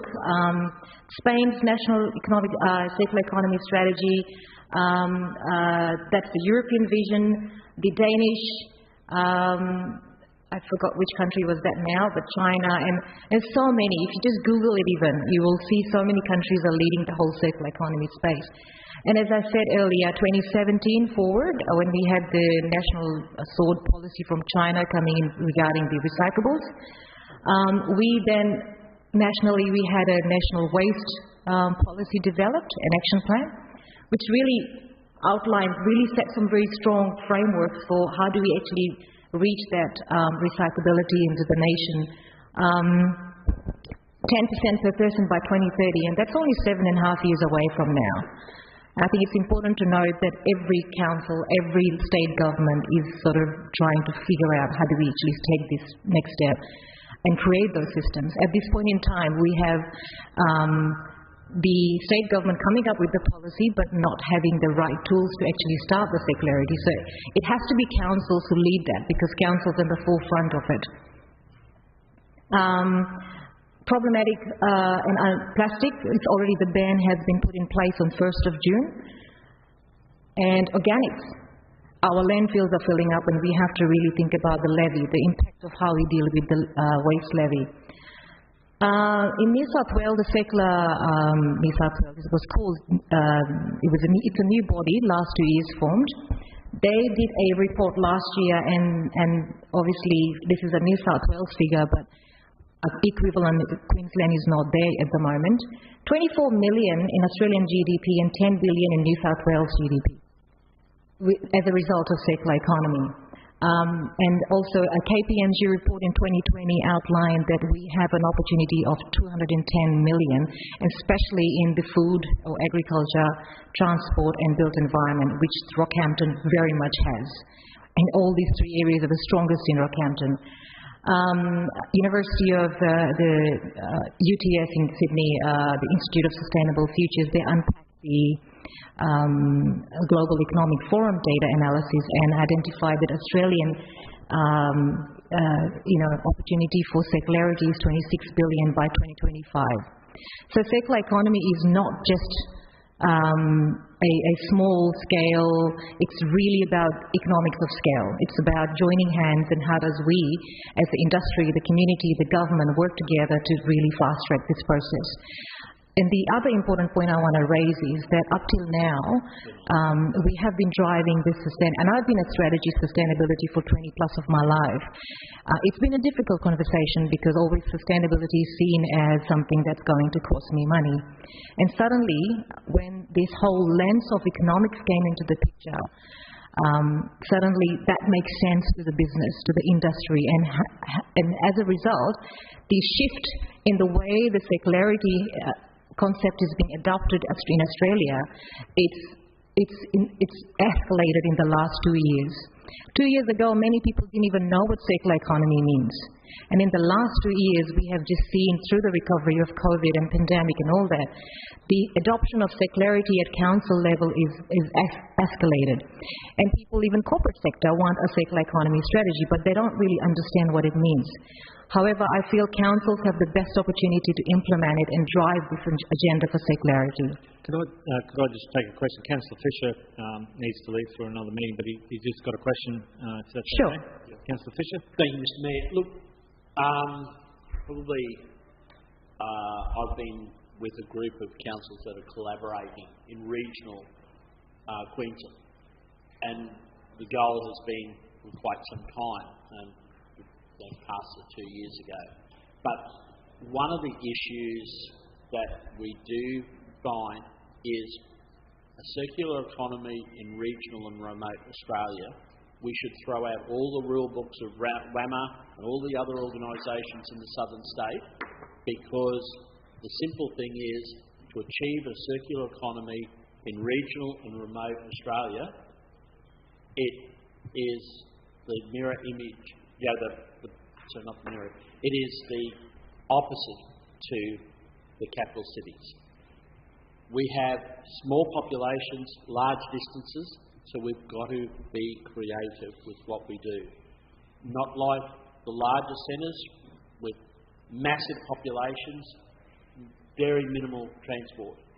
And how that is achieved is going to have to be different.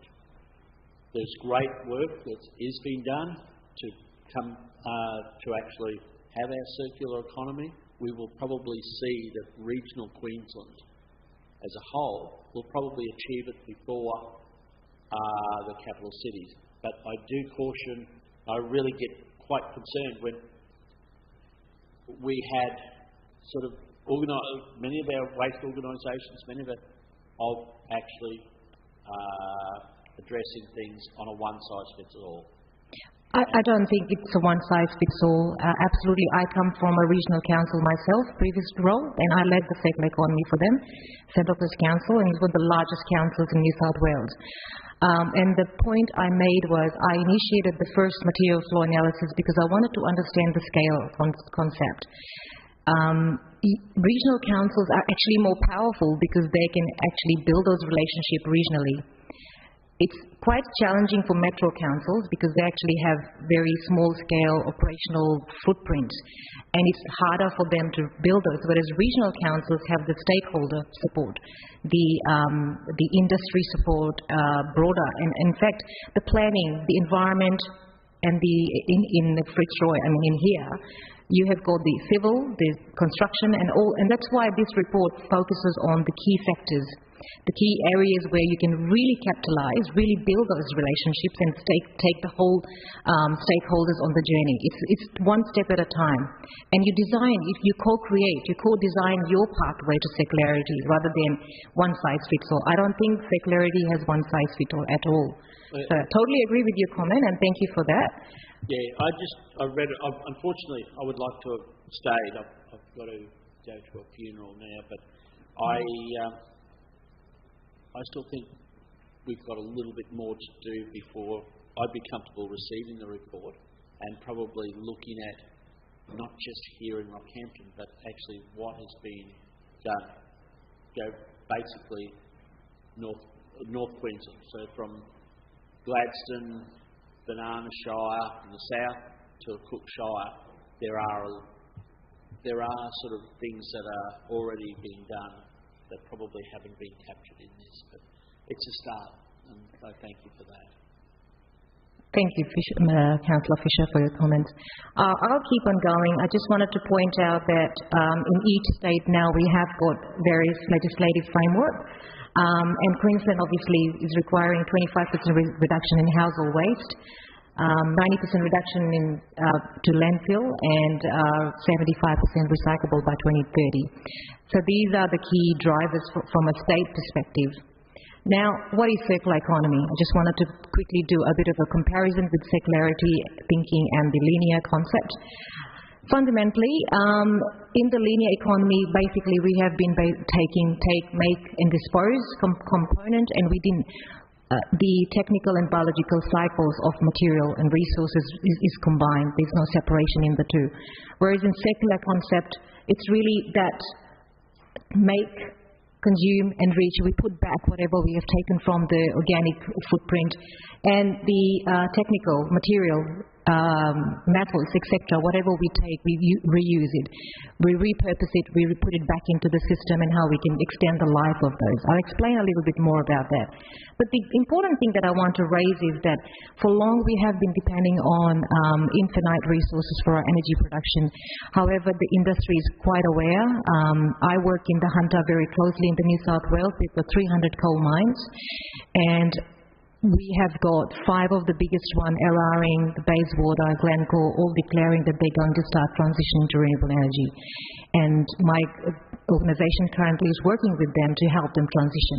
So obviously the coal companies we work very closely with, but we're trying to work with them and find the pathway of how do we actually create the balance. Because this is economic development. This is about how we actually make sure that we can sustain the growth of the region. And personally, in my opinion, that's exactly how I feel the Rockhampton is so similar context for me. The other thing is obviously the cradle to grave and cradle to waste, the whole concept of designing waste out of the equation. So when we're designing a product or material, we're taking that whole waste aspect and pollution component out of it. Thinking in silos to compare to thinking in systems thinking. So systems thinking is fundamental for the whole purpose of delivering circularity. How do we actually bring all the jigsaw pieces together?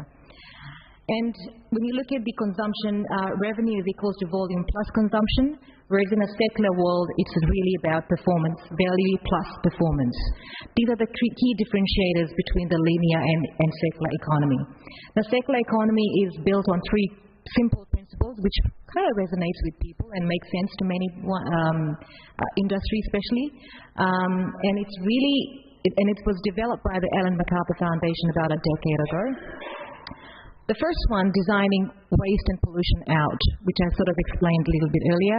It's really rethinking how we deliver our services, our products, and making sure that we're in the whole extraction, development, production, delivery, we eliminate those. It's better explained in the report. There is a table in the report. I forgot the page number, but it sort of explains what each of these principles reflect. The second one is keeping product and material in use for longer, so extending their life. The coal mines here have a lot of aging infrastructure. You council have your own road infrastructure, you provide services, and you're already doing that, and a lot of the things are already in place. You take the material out of the asphalt and you recycle it and you put it back as your road base. So that's what I mean by reusing, recycling, repurposing. There's about 100 million tons of ash, fly ash, tailing sitting in the region. That is gold. That could be reused in making bricks and cement blocks for the region, and create your own local industry for built environment. Huge opportunities in this region.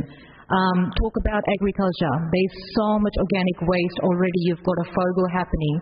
Extend the life of FOGO program. And also you can have secondary income from biogas generation.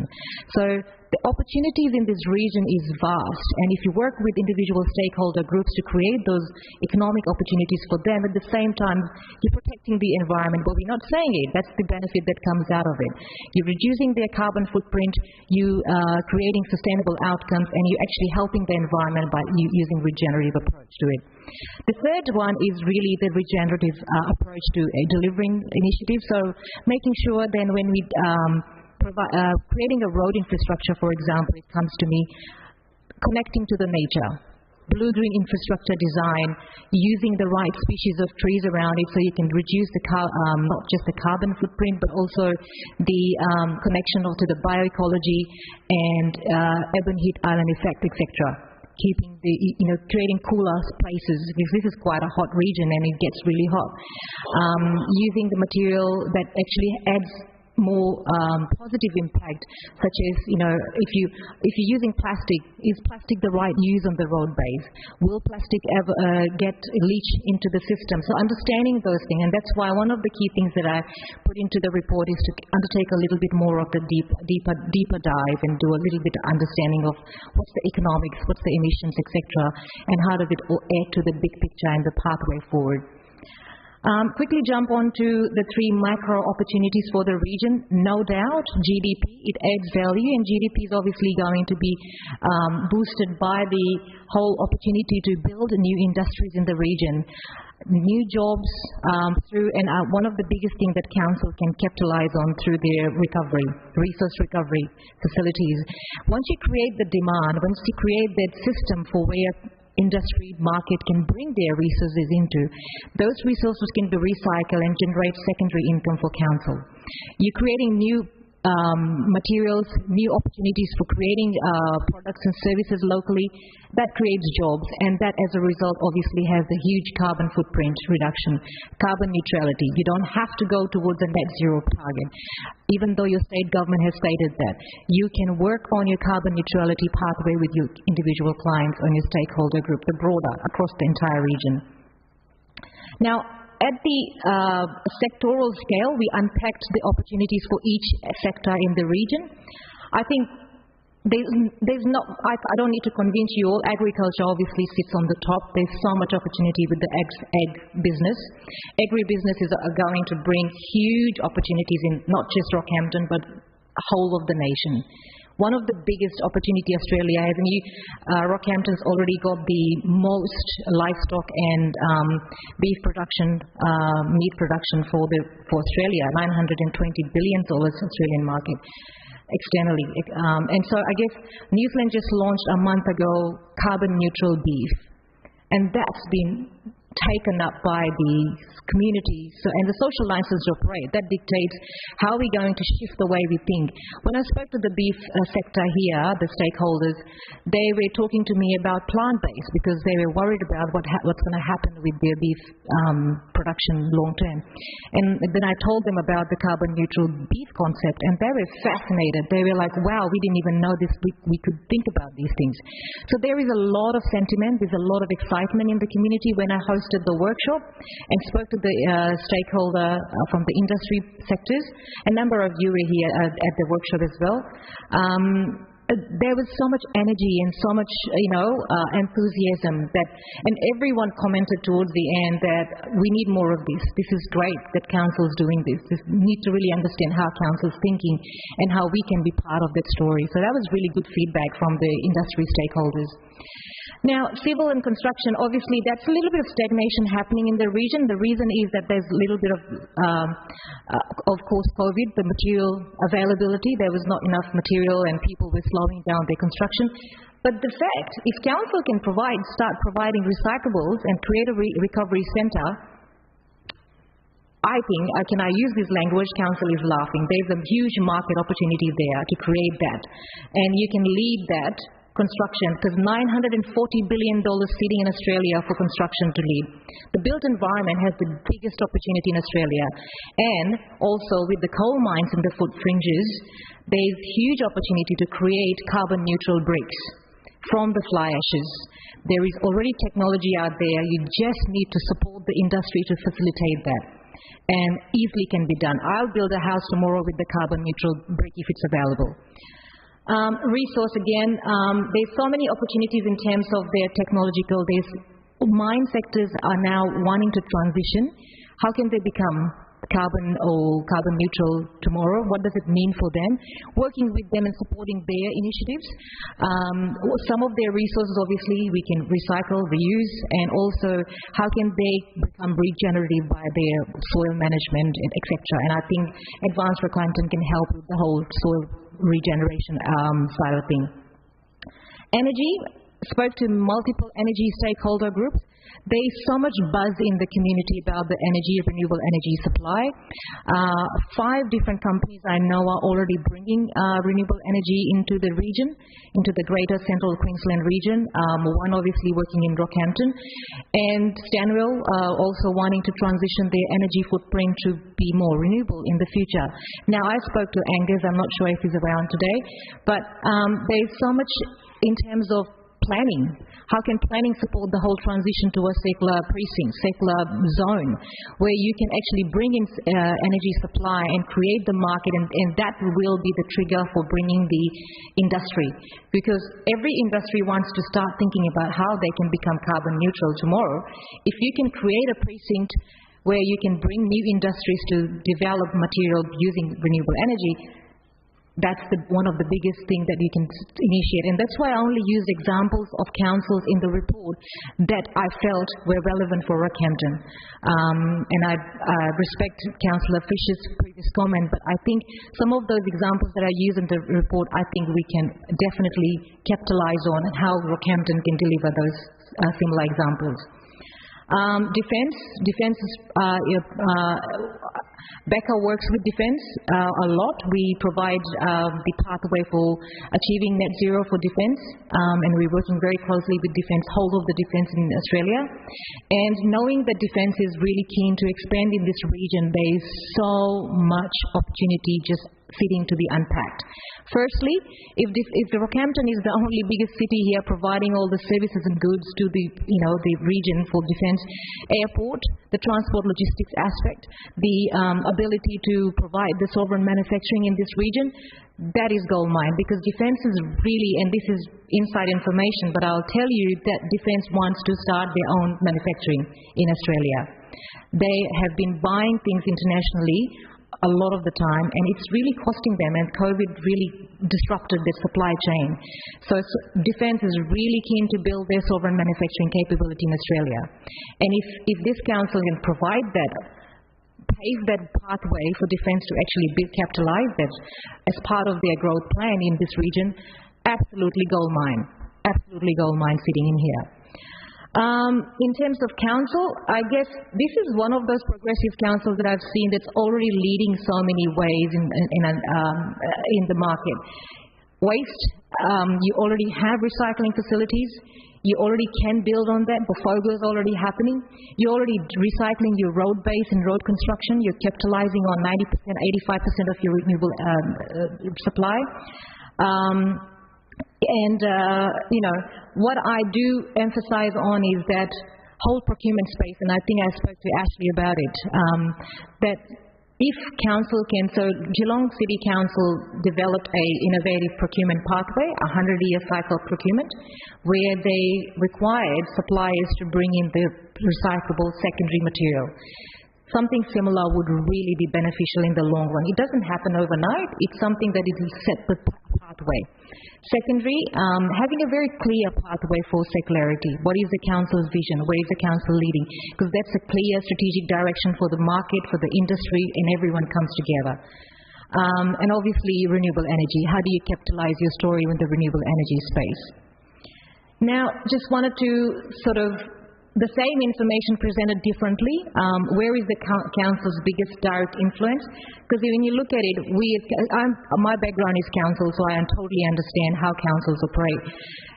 Where is the council's biggest impact? And I go back to the first one because mine is strategic planning, land zoning, precinct, creating a circular space and parks in the region. Parks Council, Shire Council, created a circular precinct, a SEP for that. And that has triggered, that's been the catalyst in the region for circular drive. The whole expansion of the regional recycling facility, and because you have the benefit of the transportation logistics here, that is another huge opportunity. You can create that and create the secondary market in this region. Also for mines who have aging infrastructure and equipment, where do they take that? Giving that opportunity for the mines as well. Organic recycling and my biggest, I think we're doing 2 projects, Becca, on bioorganics and biogas. That's something, looking at the numbers, I think that'll all stack up when you look at all the various agriculture boom here and the organic material coming into the market. That is huge opportunity. I spoke to all the like teas and others, and they were talking about the biggest problem they're facing is their organic output and how do they manage it, and they're trying to put in place systems to do that. And I was thinking, if council led that as part of the FOGO and branch out into pulling the organics and doing some numbers, at least you need 250 tons to be economically feasible. And that you can easily do it in this region. I think that's really feasible. So those numbers stack up, and that's why one of my recommendations is to go and do a deep dive and look at those numbers so you can add value to your thinking and decision making. In terms of building the local knowledge and, a bit of a policy pathway, whatever policy pathway you take, whether it's a policy, whether it's a framework, whether it's an action plan, doesn't really matter. But provide a strategic framework around secularity. It gives people credibility, vision, understanding of where council is going and how we are part of the story. And work with the industry to build that, because they want to be part of the journey as well. Because if you drive the industry, council's role is to influence and dictate that momentum, build the momentum around. And that's what you can do with a very clear strategic role you play as, driving those policy agendas.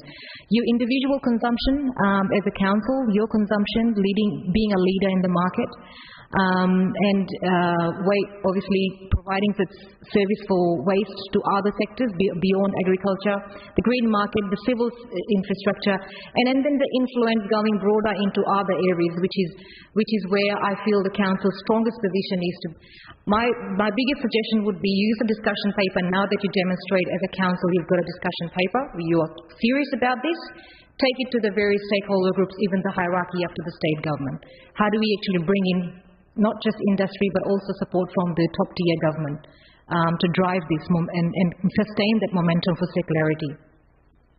And lastly, I just wanted to sort of outline the steps for how do you what's the journey, what's the pathway to adopting secular economy. You've already done the first 3 top tiers.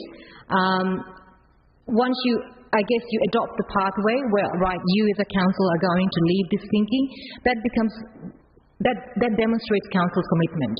Then you undertake a number of different steps to sort of solidify the numbers, the matrix, the thinking, where are we moving, where is the biggest bang for buck, where is our opportunities, where do we start first, maybe do a few pilot projects, build some relationships. Some of those things that you can continue to do as you start building your pathway for the policy, etc. And also, one of the biggest things I would recommend is to continue the relationship with the industry, support the business to come on the journey, hold events where you can really educate the community at large as well. So those are the 4 steps for leading that whole pathway. But in a nutshell, I would say The first short-term you could do as a council is to really just undertake a little bit of deep dive. Medium-term, this is something that's already happening with CQU, the Central Queensland University. You're already doing a lot of research. There's a lot of matrix coming out of that, which is going to really add value to the thinking in the region.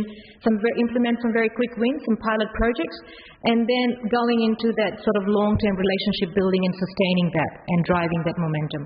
Now, this is something that I wanted to sort of touch on. Councils leading circularity and agenda. There's not many councils that are doing it. Councils have gone to step one and gone, all right, let's figure out. And mostly they're driven from a waste perspective, not an economic perspective. But this is a huge economic development opportunity. Circularity is a tool to drive sustainability at a rapid scale. And for 20 years of my life, I have been presenting and talking in front of people that I was always discredited because sustainability was not taken seriously. But the moment you put matrix and numbers into it and bring the whole market into this forefront, people really think, oh, this is... And actually, it's going to become physically impossible to do business as we have been. Really have to rethink our business model and how do we take this forward. Foresight for economic growth. And so if you as a council are taking this step forward, you will be leaders in the market. Also, you will have the ability to foresee where you're going and how do you actually frame this agenda of economic growth. But it's not just about economic growth. Economic growth is founded on a very strong pillars of circularity, sustainability. This region is gifted with this high water security. Touch wood, you have it, and it remains that way. We have been in Sydney running out and Brisbane running, or not so much Brisbane, but Sydney has been running out of water. Thank goodness for this La Nina event that we at the moment are okay, but it's not going to last forever. Investment, and I did correct that, but obviously by the time I corrected, that presentation was sent out. Investment in renewable energy across the region and beyond. So that is something that's a low-hanging fruit. You don't need to do anything, you just need to support that transition in the region for renewable energy. And obviously, Council is already doing a number of things, which is just capitalising on it. There's not a huge shift that you need to suddenly trigger. There's a lot happening. And I want to reiterate that you guys are already doing so many things in circular space, but it's sometimes not spoken or emphasised, and we don't realise that actually we are doing stuff. So pretty much I just wanted to capture that and open the floor for any questions or comments. Thank you. Okay, thanks very much. And you're right, I think we've got so many opportunities here, and I believe that water security, we need to make sure that we've got that, and that's part of the role of the council now, is to look at ways that we can improve that as we move forward. Having a fantastic resource on our doorstep, we really need to make sure we take advantage of that. But our positioning and what's happening in many different spaces allows us to achieve that. And waste is another area that we're doing a lot of work in, and something there that we can capitalise on going forward, opportunities in that space as well. So we've got a number of lights on, so we might go around the table and get some questions there. Councillor Latcham. Thanks, Mr Mayor, and I'd just like to thank you for the report at a high level. Yes, Rockhampton Region's kicking a lot of goals when it comes to waste and recycling. There's a lot of things that we're trialling at the moment with the FOGO trial, and I guess it's going to get down to the collaboration we have with the state government. A lot of these things suggested require big dollars. Yes. And there's no endless money pit out there, and obviously that's our constraint. But we're doing the best we can, and we're working with state government to deliver on infrastructure that will assist the FOGO should that continue ahead. Absolutely. That's essential for our region. Yeah. So that's just from a waste and recycling perspective. So it's great to see a report like this come to us. It gives us something to consider. Thanks, Councillor. Thank you. Thank you, Councillor Lachlan. Councillor Kirkland. Thank you, Mr Mayor. Yes, definitely. I need to thank you to you and to your team and to Advance Rockhampton, of course, whose job it is to make sure that our regional economy is strong and certainly moving forward will continue to be sustainable and have plenty of opportunity for growth. I heard you say that's gold a number of times. And of course, to every business, be they a small business or be they manufacturing or further afield in other sectors, agriculture, etc., those words would be certainly pricking their ears today. This particular discussion paper that we are looking at adopting today is excellent in every way. It's lovely as the portfolio chair for environment, and certainly looking and with a foreknowledge of what we are going to bring to council very soon in our sustainability strategy. An awful lot of what we've seen here today pairing in with the direction that has already, as it's pointed out at the beginning of the office's recommendations here, we've already started the journey with our corporate and operational plans and the points that we've already put in there. Also with our, as Councillor Latcham has rightly said, with our waste strategy, our sustainability strategy. So I believe that Council do need to turn around and pat each other on the back. We are already on this journey, and this is just now starting to open the discussion and flesh out that pathway moving forward and what that's going to look like, and how we can take all of our region, our businesses and all of the people who live in this region on that journey and have a gold-winning economy at the end of the day. So thank you for all of the work and in bringing this to us today. And thank you, Councillor Cullen. Thanks very much, Councillor Kirkland. Councillor Smith?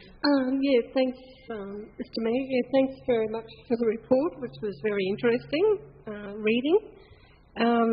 Just a few things, probably, it's already been said that we are doing a lot of this, but we haven't mentioned it in places.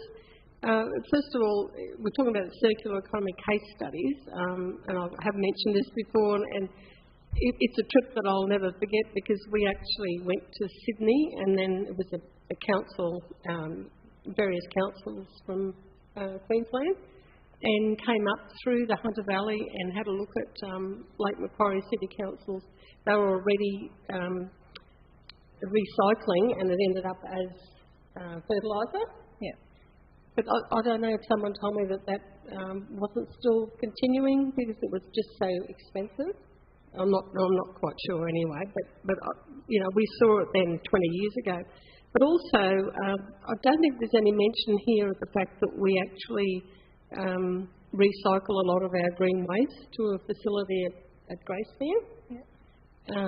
And I just thought that should have been mentioned, but just in this list, it talks about bananas mentioned because they got a proposal to develop a recycling facility. Gladstone's mentioned. I just thought the practice, and I'll get Peter to confirm, we still use recycled glass in our roads we were doing, and I don't know if there's any mention of that in the report. And I thought, well, that's something we're already doing, but we don't pat ourselves on the back for doing that, and we've been doing that for quite a few years now. There's just a mention of feedlots, saying feedlots are moving outside Australia. Well, I sort of have the opposite view to that, because we've got an application for a 36,000 head feedlot for Gogango area as part of as offshoot of the Rookwood Weir process with all the water. And it's sort of saying that a lot of the it's sort of more or less promoting live export, but also saying that a lot of the processing is being done in Indonesia because of the cheapness of the labour, I presume.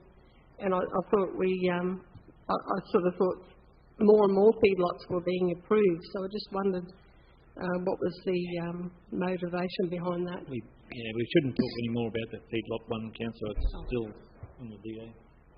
It's gone public. Yeah, it's on public, yeah. Can I comment on the feedlot one at least? Okay. That's coming from the industry itself, and there was a general worry of the industry that that's going to trigger that shift because of the huge operational cost.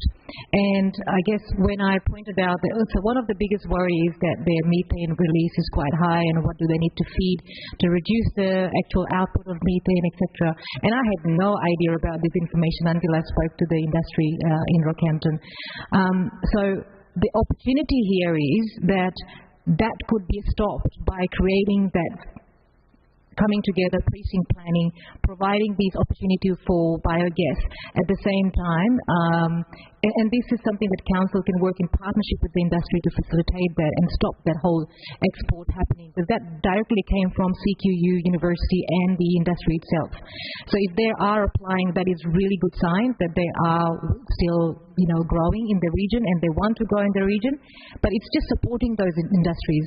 Now, there was a lot of section on waste, and I took it deliberately out of the paper because the point was about where are the opportunities, where are the economic opportunities. So yes, the paper was growing bigger and bigger, and I think they were mentioned in the tables what council is already doing and how this can be further capitalised upon. So there is no separate section on what council is doing. Under the construction, I've talked about the council's already recycling and building roads. Under the agriculture, I've talked about the organic Fogel project happening, etc. So because this information is already known to council, I was really trying to use these examples to demonstrate the opportunity. So my apologies if that needed to be fleshed out more in the report. Mm-hmm. Just one more, Mr. Mayor. We're talking about the fly ash, and as far as I know, our local power station has been supplying fly ash to concrete companies for a fair while now, and I think last time we went there was an example of what can be used, how it can be used on a road. Mm-hmm. So that's brilliant. Well, yeah. But there's new technology now because currently Australia is importing fly ash because concrete is only made from fly ash, not ground ash, and we have got tons and tons and tons of ground ash sitting on there, which is not being used for any construction material. Now we have technology to actually use the ground ash and the tailings to build construction material and not just the fly ash, because currently we're importing fly ash from India and other places, which is really bad for Australia. I'll probably just add to that, Councillor Smith, and we were lucky enough at the workshop to have Ange Zara and Peter Woodall from Stanwell, and they, as I think we heard when we all went out there at different times, so those that did come out, they are going through those trials right now, so it is certainly an opportunity and massive for the region if they pass all those trials. So certainly it's a big opportunity. It's a here and now. Beautiful. Okay, thanks, Councillor Smith. Councillor Rutherford? Yeah, thanks. Dr. Newt, thank you for your passion. You can hear it in your voice and the information that you've given us. I'm wondering if I could pick your brain while you're here, please, and it's probably around the renewable energies and the fact that we've got a number of those looking to start up here. I have a little concern with renewable energies and that we may have gone down a path that is popular and trendy at the moment. In that discussion on a broader scale, has the long-term effects of wind turbines been looked at from those countries that have had them for a very long time, and also with solar farms for the thousands and thousands of trees that are cleared to allow the solar farms to be built? I'm just a little concerned, not that I'm against renewable energy at all, I just wonder that we've taken an easy short-term option rather than a longer-term view when we look at hundreds of years down. Valid, very valid comment, and I think and that's very concerning for me too, but look, solar supply will not be sufficient to meet the demand. We're electrifying. The fourth revolution is coming as part of the renewable energy shift. And we cannot rely on one source of supply. So no way solar energy can ever meet the demand. But before I touch on any other renewable energy supply, solar supply does not just have to be panels. You can stack the solution. You can create a carbon market at the base, create a grazing market, have cattle, and you put the panels up higher so you can capitalize dual or triple, quadruple opportunities from the same site. And that's not happening very much in Australia, which is very disappointing. And one thing I have been part of is to facilitate that quadruple stack approach to delivering renewable energy. Now we have a huge opportunity coming from wind. Wind is one of the stable one, the turbines. But the wind industry, and I spoke to 4 of them, renewable energy suppliers, and they said if we can provide turbines and nuts and bolts and material for the wind turbines in Australia, it would grow rapidly. And wind supply is very stable supply, but it's obviously located in sites where there is high wind velocity, etc. So that's one thing. But we haven't. Can I just ask you while you're on the wind turbines, because I guess the general information around those are that they are very bad for the bird life, and also that they leak a considerable amount of oil and contaminate the land that they sit on. Can you address that for me? There has been, this is a very new, so last 20 years the wind turbines have been in place in Australia, and it's still a very early stages of its growth, and there's so much technology being driven out of that. As a result of all those negative externalities, the industry is trying to improve the technology every day. And so as a council, if there are in the forefronts of growth of renewable energy, make sure you have the right policy or position that if you are to bring in these sort of businesses into the region, they are sustainable, they are designed, they have a circular aspect, and make sure these industries don't come and pollute your environment.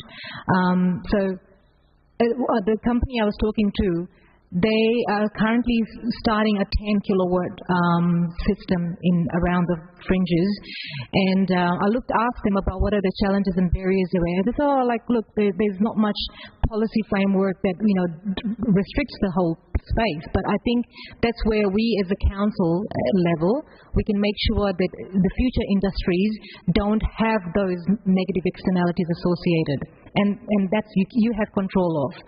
The other renewable energy that needs to be growing in Australia is the whole tidal and ocean energy, ocean wave, and that actually they have done. There's a company. There's a lot of science gone behind it, and there's so much that can be built on in Australia because we are surrounded with ocean. But that's expensive, and that's where you come in with the state government to support those sort of energy transitions. Thank you very much. Thanks, Councillor Rutherford. Councillor Wilkinson. Thanks, Mary. Mine's probably just going to be some rambling comments. Sorry about that. Thank you very much for your presentation. It's probably a lot even for us to take in, and I acknowledge also Advance Rockhampton and our Sustainable Environment Group that are working madly, not only within Council's own units, but also externally too. I think this is an extension of that, and I trust that we're all working together on this, Greg, and I'm sure we are. I think one of our biggest challenges is to change the culture. Without talking about specific renewables, and I've got a little bit of faith that if you just watch the news, the amount or the rapid rise of technology, there's stuff that is being invented now that we haven't even dreamed up. I only saw in the news very recently, Australia's invented the first quantum computer, basically building stuff out of atoms. Everyone else has tried it, NASA and all the big superpowers, and Australia's done it. They don't even know what that's going to be used for fully yet. So who knows, we might invent some brand new power source that fits in the glove box of your car. We just don't know. So I think technology is changing so quickly that without getting hung up on what we're going to do with solar panels or blades of fans or whatever, there'll be something even better to replace it in our lifetime, I hope so. But that said, to go back and, sorry, I'll finish up my first. The biggest change or challenge is going to be to change the mindset of people, the cultural 100%. Change. So just to open up our minds a bit so that we are accepting of change, and that may be transitioning out of it. I'll probably use that word way too much because we have a very resource sector and coal mining a base here with our economy, and everything's connected with that. So there's some vocal players in that area that the minute you post something about a wind turbine or whatever, they're quick to jump on and say, no, never going to happen. So just to change that, open their minds up that, if we're not transitioning in a very short time, and I think even those people say it's 2030, 2040 or something, so that's not that far away. That's so right. To wait until we're out of the resource that is driving everything before we even start thinking about the next thing, you're doomed to failure right from the start. But how do we change that mindset? And I think it's by putting the word out there, council being a main player in it, again, both with what we're doing, but also outside, and Greg's got great connections outside, and to read through the list of things there that are on the horizon is very encouraging. Yeah, Councillor Wickerson, I think, we've gotten into a renewable energy conversation, but you're right, highlighting that. Remember, renewables is only one small part of this, and for those coal mining players, when challenged, if as councillors you're challenged on circular economy, this is not just about renewable energy, it's the circular economy. We are still within circular economy taking resources out of the ground. We're just closing the loop. That's the bottom line, is we're just reducing the waste at the other end. We're not suggesting that we should reduce that resource as such as part of the circular economy. Yes, of course, renewable energy does make that a little bit easier, but it's just a part of the circular economy. So, but you're 100% right on renewable energy.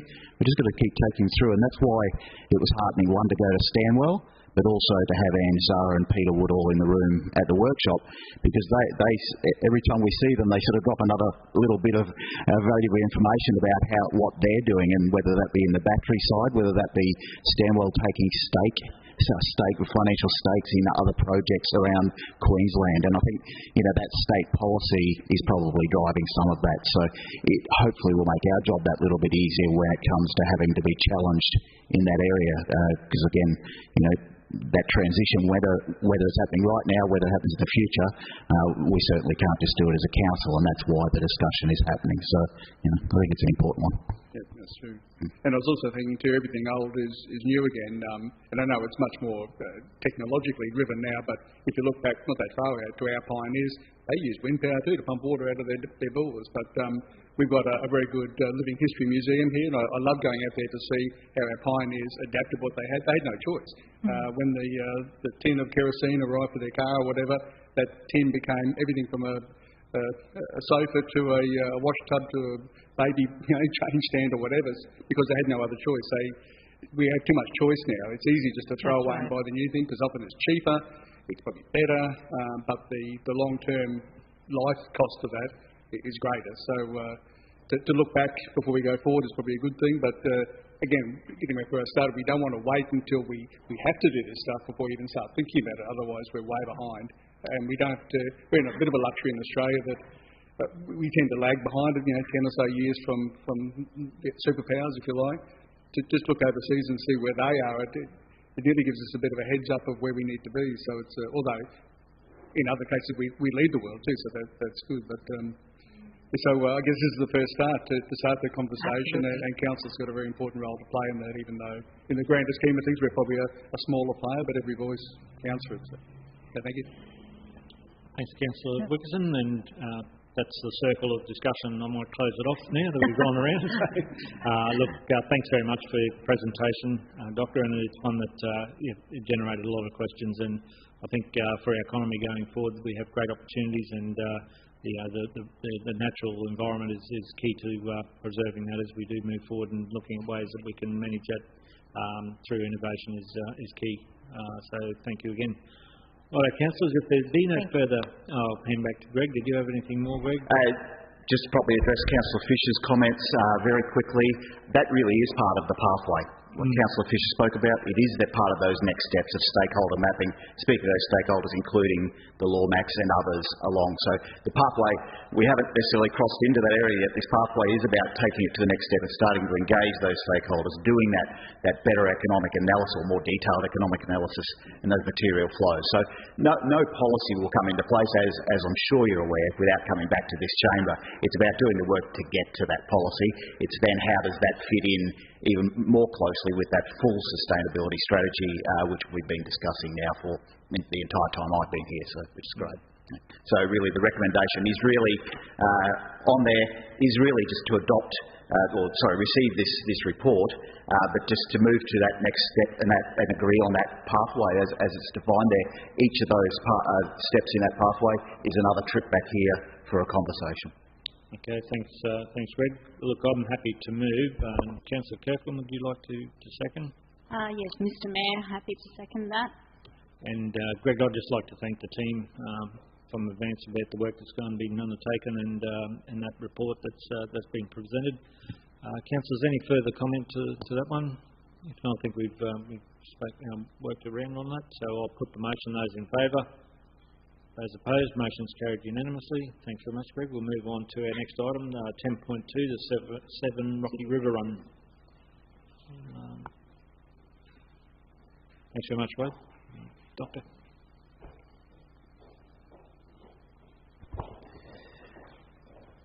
Mayor and Councillors, I dearly hope this one takes a little less time than the 10.1. So this, as per previous years, this is our donation to the nominated charities. Probably just outside of this report in a minor way, but directly relative, is the agreements are all up for renegotiation. So these two sponsors have been in place pretty much as an agreement with the sponsors and just endorsed each year by this chamber. We'll be renegotiating with all sponsors and the deal. We also see opportunities in those renegotiations. But as I say, this report today is really to approve, as per previous years, a $10,000 donation to Are You OK? And to Ronald McDonald House, Northern Australia. Thanks very much, Greg. Councillor Smith. Thanks, Smith. Can I just ask, the Ronald McDonald House, Northern Australia, is that in Mackay, Townsville or whatever? Because I know, a lot of families that access Ronald McDonald House would normally go to Brisbane, and I'm thinking, we're supporting a charity that probably a lot of our constituents wouldn't use. Councillor Smith, I wasn't here for the negotiations, but I'm led to believe that is part of the McDonald's sponsorship of the event.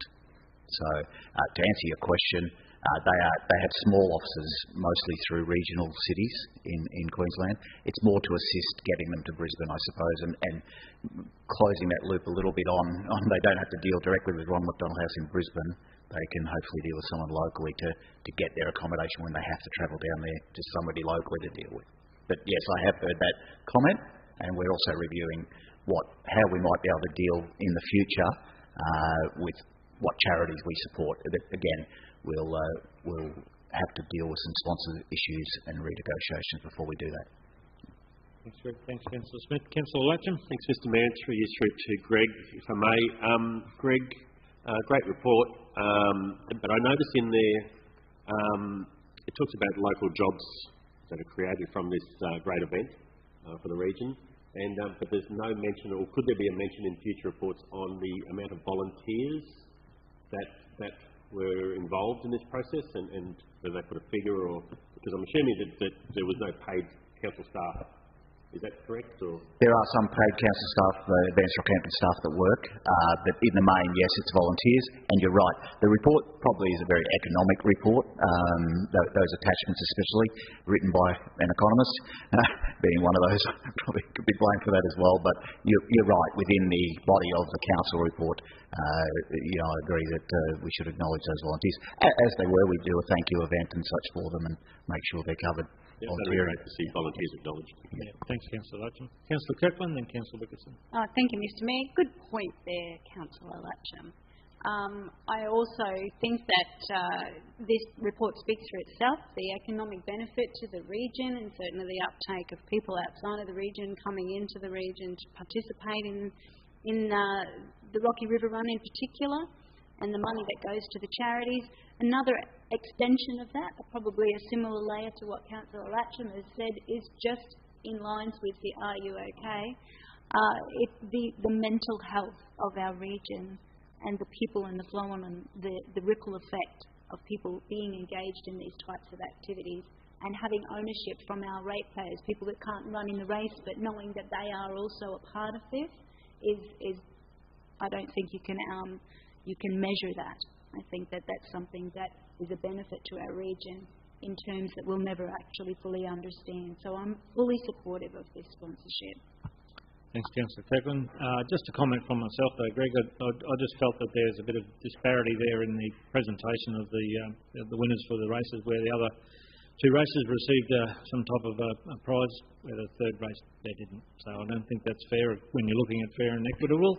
I think if we can put that point forward when we go forward for the next year's... Certainly the opportunities, Mayor. It's a great comment. We've identified that as well through both your comments but also through our own team as well. It's that sponsorship agreement, it's the charities, and there is a real disparity in that's just a thing of the past. We're able to renegotiate. That's all up for grabs to renegotiate over this next period to ensure that the event, same as say the sponsors. I agree with Councillor Kirkland's comment that are you okay? We want our charities to be able to put forward people. So one, we want to pick in this case a mental health charity that will put their groups forward to be a part of this event. So when we look at who the charitable organisations may be in the future, we run some sort of expression of interest, dare I say that, what can they also provide to the event? Not just what can we provide to them, but what can they provide to the event? And in this case, that was a good comment, but certainly, Mayor, your comment is... And also the history, I think there's been some history there that we need to be able to make sure that's captured in the process going forward as well. As you have new people, new sponsors, new things coming on, it's important to remember where the event came from. Thanks, Greg. I'll go to Councillor Wickerson. Thanks, Mayor. I think I share the same concerns as Councillor Smith with one of the proposed recipients there, Ronald McDonald House. So they were a sponsor of the event also. I'm just worried about the... McDonald's has been a major sponsor of the event since the outset. So Seven is the naming rights sponsor, but McDonald's has been the second major sponsor after them of the event since the outset that I know of anyway. So, yeah. Is their sponsorship of it higher than what their return will be? I gather they're going to get $5,000 or if we split the funds. The answer, I can answer your question, and it's no. But I suppose they could just go off and donate their own money to McDonald House if they wanted to, of course. But the stipulation is not stipulated in contract. It's been by inference in that time. That's why it's endorsed here each time. So we are not contractually bound, but I think we so far have been morally bound by verbal discussions rather than contractual discussions. It's probably the most delicate I can answer that question. Where I'd rather make it in future a full decision of this chamber. Rather than a decision of a sponsor or a conversation with a sponsor of what should happen. I get that. And maybe this time, if it's already been discussed, I'm happy to let this one go, but maybe for the next one.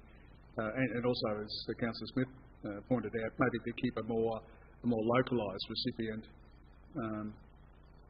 if possible. Thanks, Councillor Wickerson. Councillor Maid, Rutherford. I didn't even have to look.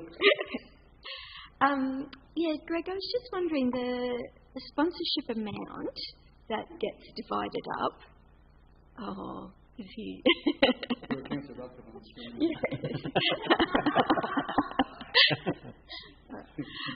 The gets distributed to these charities. Is that profit from the event? It's a nice, neat figure. No, it's not profit from the event. It's a number that has, again, been historical rather than a profit from the event. Again, I go back, not being part of the original negotiations, this is what I inherited. So I'm not passing the buck, it is literally what I've inherited, and it's been historical.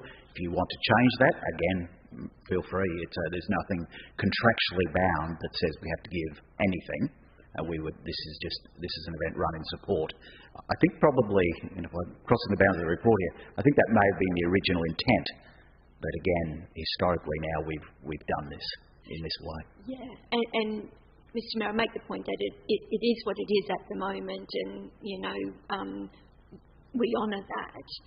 But when we are discussing these types of things, the discussions that have, or the points that have been raised about us giving money to someone else to give to charity when we could have just done the same thing. So, I think it's part of a broader discussion that we need to have, so it's good to understand where this one's at. Sits. Thanks very much, Councillor Rutherford. Okay, Greg, I think we've exhausted all the questions there, so could I seek a mover and a seconder? Move Councillor Kirkland, seconded Councillor Rutherford. I'll put those in favour. Those opposed, motion's carried unanimously. Thank you.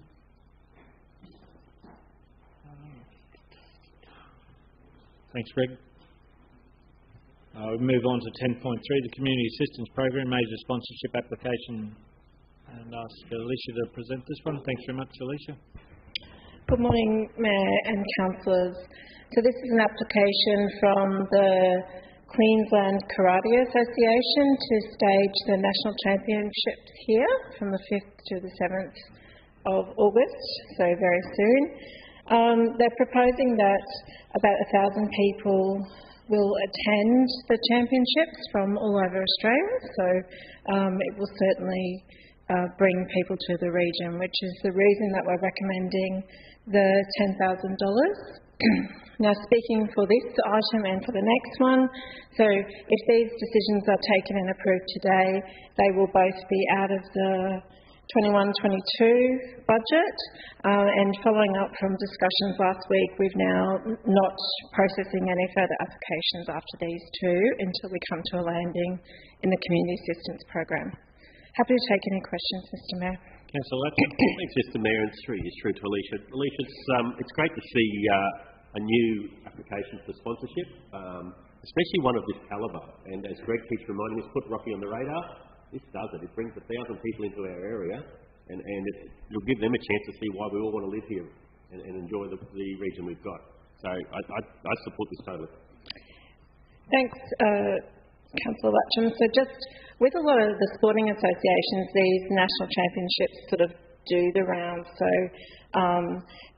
it really requires the associations and the local associations to get in front of those, and quite often there's quite a bit of lead time to them. So whilst this is a new event and it's great to see, it's unlikely that it'll be back here again. So they sort of go around Australia. Yeah. Thanks, Councillor. Just mindful, Councillor, we've got a lot of the report to go, and we've got another one at 1 o'clock meeting, so just be mindful of that. Councillor Rutherford, then Councillor Smith. Mr Mayor, I've been to a number of these events on a smaller scale, certainly not nationals, held here. They do an amazing job of putting on events, so we can be guaranteed that this will be a good event. It does draw an awful lot of people. The only other comment I would like to say is that the location hasn't actually been locked in yet, and I would like to see if we can have a stipulation that it must be within our local government area. So I'm assuming it is, because I've talked about accommodation in the CBD. I suspect it's probably likely to be within that area, but just to be on the safe side, that we ensure it is within our... Alicia, can you follow that one up, please? Yeah, I certainly can, Mr Mayor. So the location of the tournament versus accommodation. So just the location of the tournament. It does talk about the fact that there's already been accommodation booked within the greater CBD area. Yeah, okay. I assumed it was probably going to be the basketball stadium, but then I wasn't sure because it talked about food and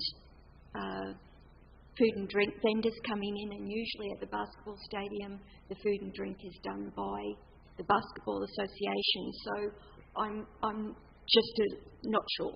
Okay, we'll follow that up. It certainly says in the commentary of this application that it is in the Rockhampton region that the competition will be held, so I will certainly follow that up, Mr Mayor. Okay, Councillor Smith, then Councillor Mathers. Mine's very quick, Mr Mayor. Just a comment that this is a sport that you don't hear a lot of, but also they don't ask for a lot of help either. And, if someone's moving it, I'd like to second it anyway. I think it's a great event. Councillor Mathers. Thanks very much, Mr Mayor. Look, I just wanted to say very similar to what Councillor Latcham was saying was, this is exactly the type of application I'd like to see come forward for the capital, for the community program. It's a diverse range between 6 years of age and 5 years of age, 1,000 people, 600 competitors. So the numbers are definitely right there. Just answering to Councillor Rutherford, it is going to be definitely the Rockhampton area, and also in regards to what Alicia was saying, you have actually had this competition previously, Alicia, and I know the organisers are actually hoping to be able to hold this again, so hopefully it's something we might have on a more... So happy to support it. Thanks, Councillor Mathers. So just if we could get you to turn your volume up at your end, I think we've got to turn you up a hearing, or move your microphone closer when you're speaking. It's a little bit difficult this end. Councillor Rutherford? Sorry, Mr Mayor, if I can, it is at the university. Uni. Yeah. Okay. Happy to move. Councillor Latcham? Oh, sorry. Councillor Latcham moved and seconded Councillor Smith. Put that one. Councillor... yeah. Okay, Councillor, if there are no further questions, I'll put that. Those in favour? Those opposed? Motion is carried unanimously. Thank you, councillors. Moving on to, again, another assistance program, major sponsorship application. Alicia, thank you. Yeah, thanks, Mr Mayor. So this one was discussed at the Community Services Committee meeting last week, and it was just pending a couple of questions that councillors had. One was around the acquittal, which I referred at the meeting that it was probably imminent. By the time I'd followed up, it had actually happened, so that Graham has now been acquitted from the last event. Unfortunately, the offer of this, or the assistance that was given to the last event was only around the waste collection of that event, so we don't have the same level of detail that we would acquitted.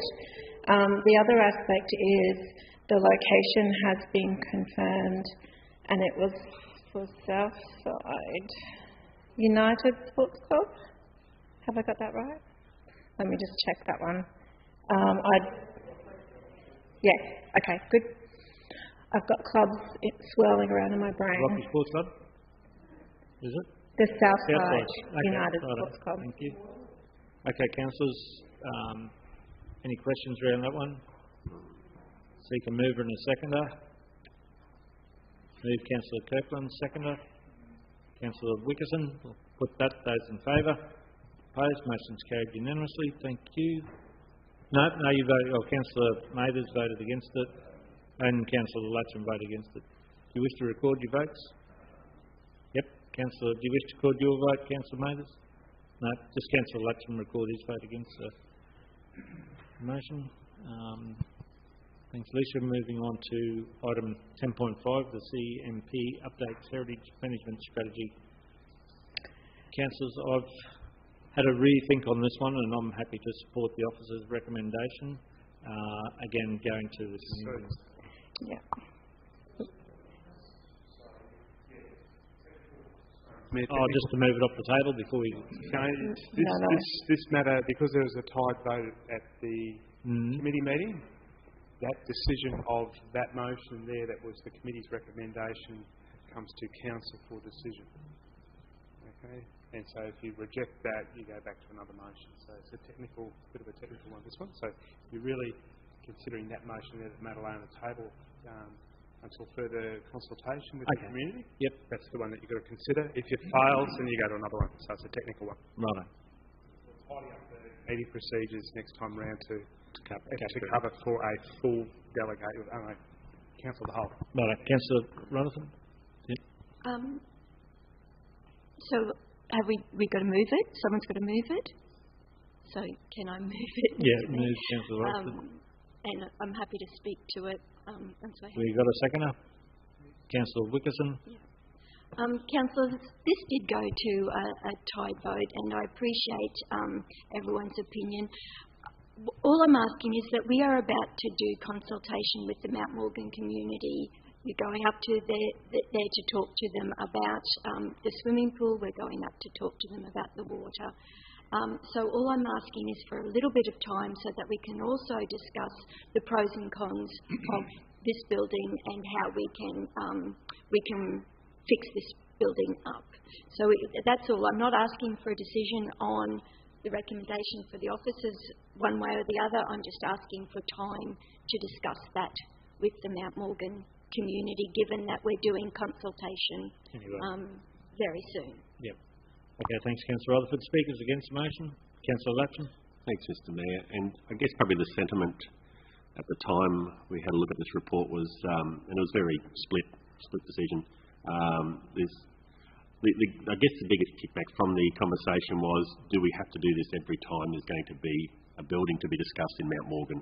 And that's my biggest concern. While Councillor Rutherford may have sufficient good grounds for why we should take this to the community, are we going to do this every time? I hope not. Okay. Thanks, Councillor Latcham. Okay, councillors, another speaker for? If not, I'll put the motion. Those in favour? Those opposed? Motion's carried. Thanks, councillors. We move on to our next item, the Black Spot funding 10.6 applications for 22-23. And Councillor Smith, did you have a conflict in this one? No, she was right. You're right to stay. That's right. Yep. Sorry. Okay, councillors, were there any questions to this report? It's pretty self-explanatory, the projects, or no? Councillor Rutherford and then Councillor Smith. Yes, sorry, Mr. Mayor. I know. Not so much the report. I'm happy with the report. However, I do have a dangerous spot in my division, and I'm just wondering what hoops it has to jump through to get considered here. And I noticed it talked about the number of accidents, but certainly on the T-intersection of Eaton Street and Denham Street, we've had quite a number of serious accidents, including a vehicle going through someone's yard, a number of T-bones, and also just recently again, another quite serious accident. I might just go to the officers. They might have a list and priority list for that. I imagine it's just not ones that they pick off. So, Peter, would you be able to give us an update, or Stuart on the line? Yeah, Stuart, could you give us an update? You got the question on that one? Why are these ones on the list, and there are others that are on the program, I'd imagine, but yep. Yep, so through the Chair, there's a range of, I suppose, the ones that have been nominated for Black Spot have represented the highest number of crashes, and they're reported crashes. So it can be that there can be crashes, property damage type crashes at a location, but if they're not sort of a medical treatment or injury type crash, they're not reported and recorded on council system, in which case it makes it difficult for us to sort of understand and apply for those. So we're bound a little bit by the requirements of the Black Spot funding that it has to be recorded injury crashes that we apply for. Councillor Rutherford. Mr. Mayor, I believe there were injuries in this, but does the fact that vehicles are going through private property not count as a very dangerous situation on a number of times?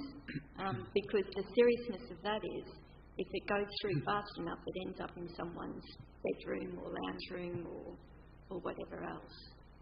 Yeah, so that includes, sorry, through the Chair, that those reported crashes, if it is runoff or those types of crashes, they are recorded. If there is an injury, I suppose, that's associated with that, we do have the ability, Councillor Rutherford, to submit what they call a proactive application, which is based on the fact that there isn't a sort of the recorded crash history, but we're aware of a safety issue or near miss or property damage type crashes that occur, and we are able to submit based on those. But we can take that on notice and get in and have a look at that and see what could be done at that particular intersection. But the way we've come up with this list is based on the reported crashes that are in the system as they sort of inform, I suppose, where we've got our hotspots within the region.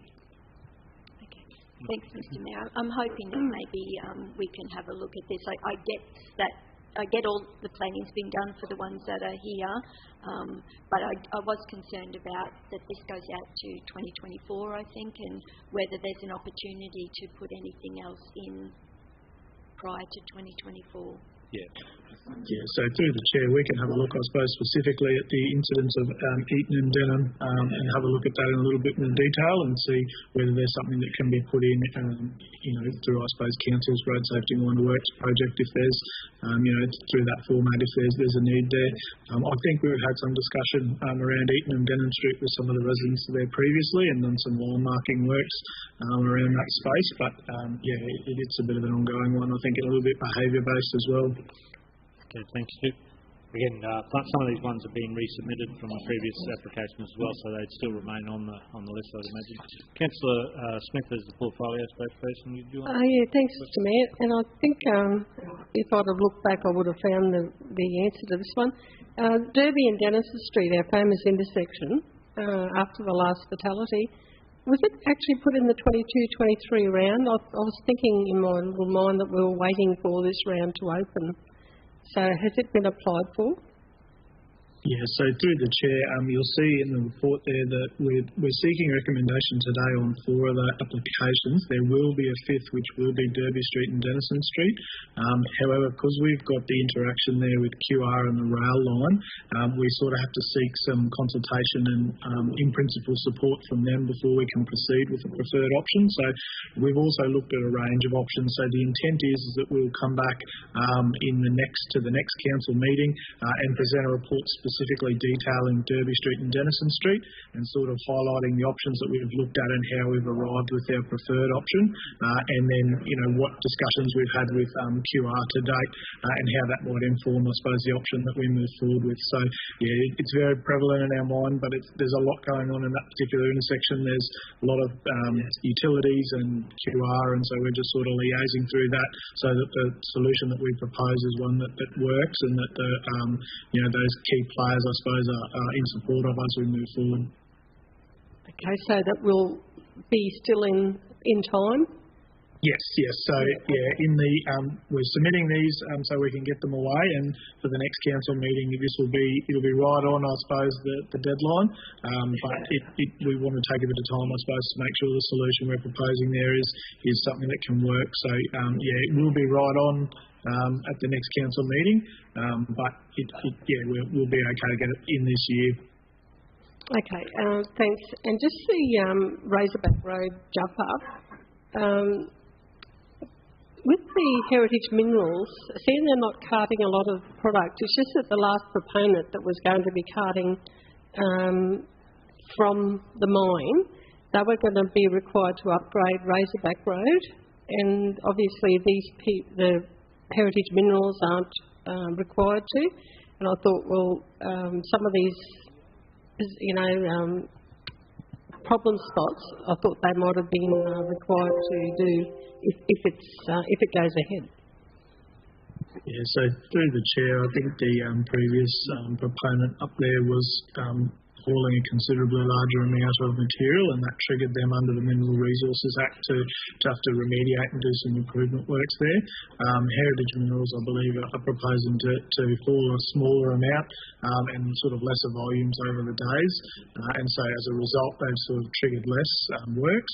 We have, I believe, as part of the application process, asked them to remediate some areas where swept path movements of heavy vehicles are particularly tight, so there's a couple of intersections that will get flagged under that, but a lot of the works that Carbine were previously proposed to do work on won't be equally conditioned on the new proponent. However, we've got some work that's been done for some further works on the Razorback that we're sort of looking to progress and sort of put forward into future black spots as well. However, for this one, there've been a lot of run-off road type accidents, and from the bottom of the Razorback through, or from the top of the Razorback rather, through to Poison Creek Road, and so this is attempting to address some of those. It's probably important to note that of those crashes, there weren't many involving heavy vehicles, but we know that heavy vehicles are sort of a large proportion along the Razorback itself. But there are further plans, I suppose, beyond this application to do work along the Razorback. Yeah, thanks for that. And I have talked to Peter about this one, that pull over at the bottom of the Razorback. I pulled over there a few months ago, and 2 cars were behind me, and then one had to pull up beside me because there was nowhere else to go. It's not very big. It's not very, accommodating, even for cars. The one before there, the 2 curves before there, is quite long. But I just, flagged that because it was only cars, and I felt that someone was going to come along and crash into the whole lot of us, just all sitting there waiting. Yeah. Obviously for a truck to. Okay, thanks, Councillor Smith. Councillor Mathers and then Councillor Wilkinson. Thanks very much, Mr Mayor. Through you to Stuart. Stuart, I was just wondering whether, similar to what Councillor Rutherford was saying, I've got a very bad intersection in my area which has had several hospitalisations, and certainly during my term so far there's been quite a few accidents, which is on the corner of Ford Street and Clifton Street. I'm just wondering whether that intersection has been flagged or is on your radar at all. So through the chair, I believe Ford and Clifton has featured previously. It previously was a black spot quite some time ago, and there's some work that was done there. However, there have been some crashes since, but it doesn't quite meet the requirements for black spot as yet. However, we can, I suppose, look at, as I said before, whether any remedial treatments can be made in the meantime, and we're happy to take any issues that councillors are experiencing, or problems that have been brought to council that we can consider for future applications, or for other areas. We don't necessarily have to wait for black spot on some of these. We can address them through council's sort of road safety model works allocations. Yeah, yes, we'll investigate that one, Councillor Mathers. I appreciate that, Stuart. I have spoke to local police and they've commented their concerns on it as well. But I am aware that they've signed that intersection, but it hasn't sorted the issues out. I think the signs are in the wrong direction. But anyhow, I'll leave that with you as long as it's on our radar. Thank you. Thanks, Chief. Councillor Wickerson. Thanks, Mayor. Through you to Stuart as well. Probably just to follow up on Councillor Smith's comments about Derby and Denison. Just to clarify, that was a previous black spot program. We did some upgrades to that already, but we're going to go back and look at maybe some alterations to that to make it even safer. Is that on the right track? Yes, so through the chair, back in 2015 or 16, I believe it was, council received, we put in an application for like a mass action of intersections along Denison Street. So that included Denham and Denison, William and Denison, and Derby and Denison. And so a lot of that work was to bring the whole lines further out past the line of parked vehicles and implement some treatments there, including increased signage, pavement marking, and the inclusion of a median, in particular on Derby Street. At the other intersections of William and Denham, we've actually seen a reduction in crashes. However, Derby Street sort of has persisted, and so there's believed to be some wider contributing factors as to why Derby has persisted and the others haven't necessarily reflected as many crashes. And so that's sort of part of what we're looking at this stage, as to why is it different from the other ones, and sort of what can we do to try and address some of the problems that are persisting at that particular intersection. But we've passed a period, I think, of 5 years, which is when we're able to reapply, and sort of is long enough to determine that the impacts from the treatment we've done previously, that there are still crashes persisting, and so we're putting into that one to do some further works at that particular intersection. Okay, no, that's excellent. And Mr. Mead, probably just some comments on the other ones too. The Derby and Upper Dawson and Derby and Canning that we talked about earlier. Not only will it make it safer, but I think it'll take a bit of the pressure off the roundabout there that is often congested. I think all good to the local beverage company there, that they are very popular and lots of traffic going in there. Not mine so much anymore. So it'll make it safer. But just moreover, and thinking back to the other black spot funding that I think we all talked about last time with Caroline Street and Upper Dawson, just to ensure that with these raft of 4 projects, I guess as soon as they're improved, can we commence some very thorough engagement with whoever's impacted by, not particularly, but this one has got some businesses and residences around it, and I'm sure all the projects that put up will have potential impacts on nearby businesses or residents, whatever the case might be, just to make sure that we properly engage with them at a very early stage. Yeah. So through the chair, with this year's successful funding, which was East Street and Stanley Street intersection, we've gone out once the funding was announced and talked to the adjacent business owners to hear their concerns and any matters that they might have, so that they can be incorporated into, where possible, into the detailed design process. So we'll envisage that with these applications, whichever ones of them are successful, that we'll talk to the adjacent business owners and then include that, their feedback within the design process as we move forward. Okay, Stu, thank you. That's great. Okay, councillors, we're going on a bit this morning, so we might have a 10-minute recess. So can I have a mover and a second that we move Councillor Smith and seconded Councillor Kirkland, that we have a 10-minute recess and be back at 12 o'clock. I'll put that. Those in favour? Those opposed? Motion's carried.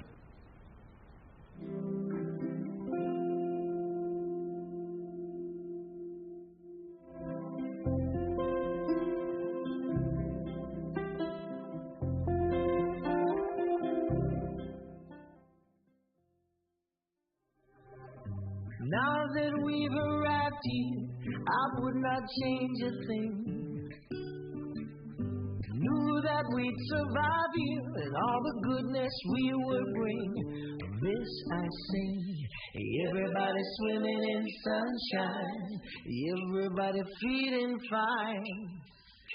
Everybody join the front line, ain't nobody left behind. Everybody swimming in sunshine, everybody feeling fine. Everybody join the front line, ain't nobody left behind. Everybody swimming.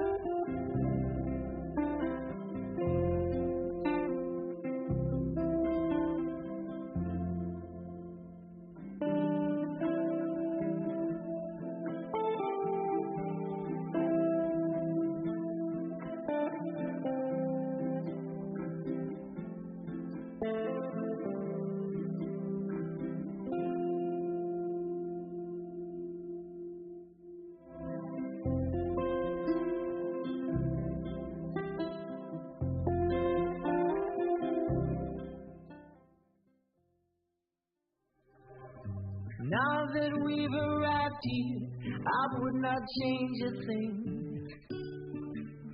Knew that we'd survive here and all the goodness we would bring. This I sing. Everybody swimming in sunshine, everybody feeling fine. Everybody join the front line, ain't nobody left behind. Everybody swimming in sunshine, everybody feeling fine. Everybody join the front line, ain't nobody left behind. Everybody swimming.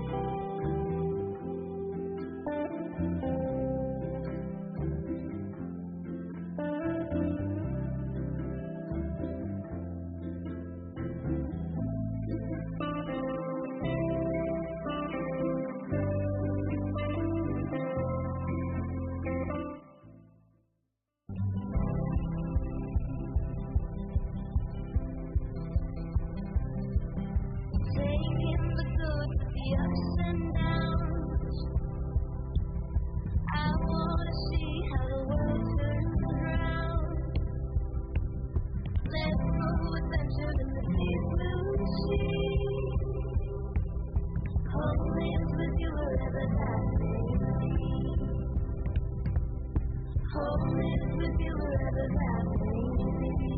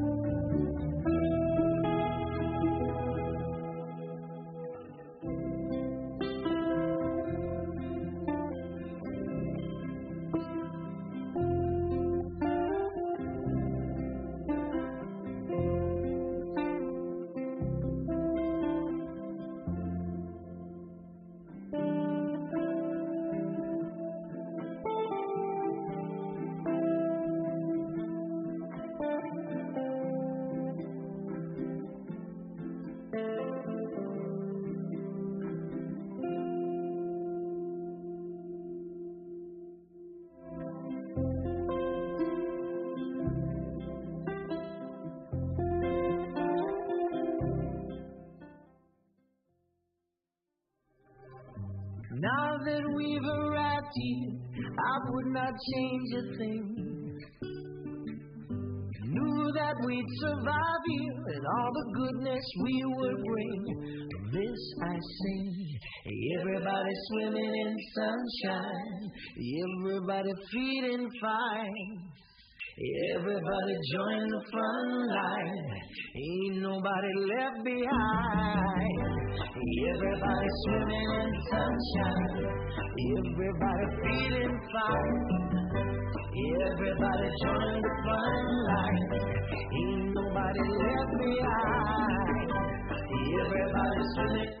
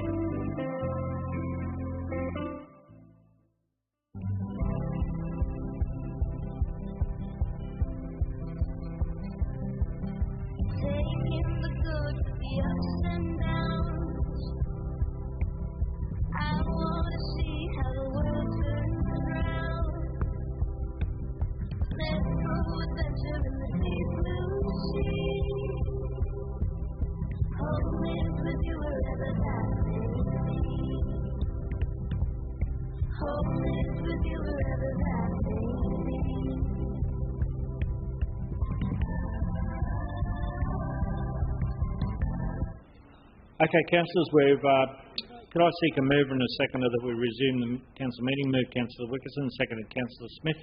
I'll put that. Those in favour? Those opposed? Motion's carried unanimously.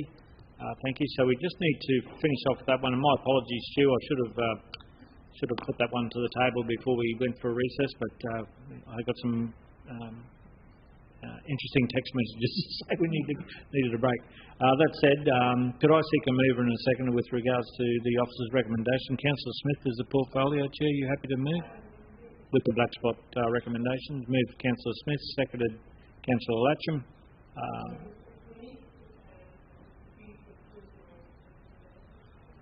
There's a report coming back, Councillor. There's a report coming back. I think we've got ample time to review that one. Okay, councillors, the projects are there. The recommendation that been moved and seconded. I'll put those in favour. Those opposed. Motion's carried unanimously. Thank you, councillors. Moving on to item 10.7, the Local Government Infrastructure Plan 5-year plan review. Thanks, Dan. Annie, thank you.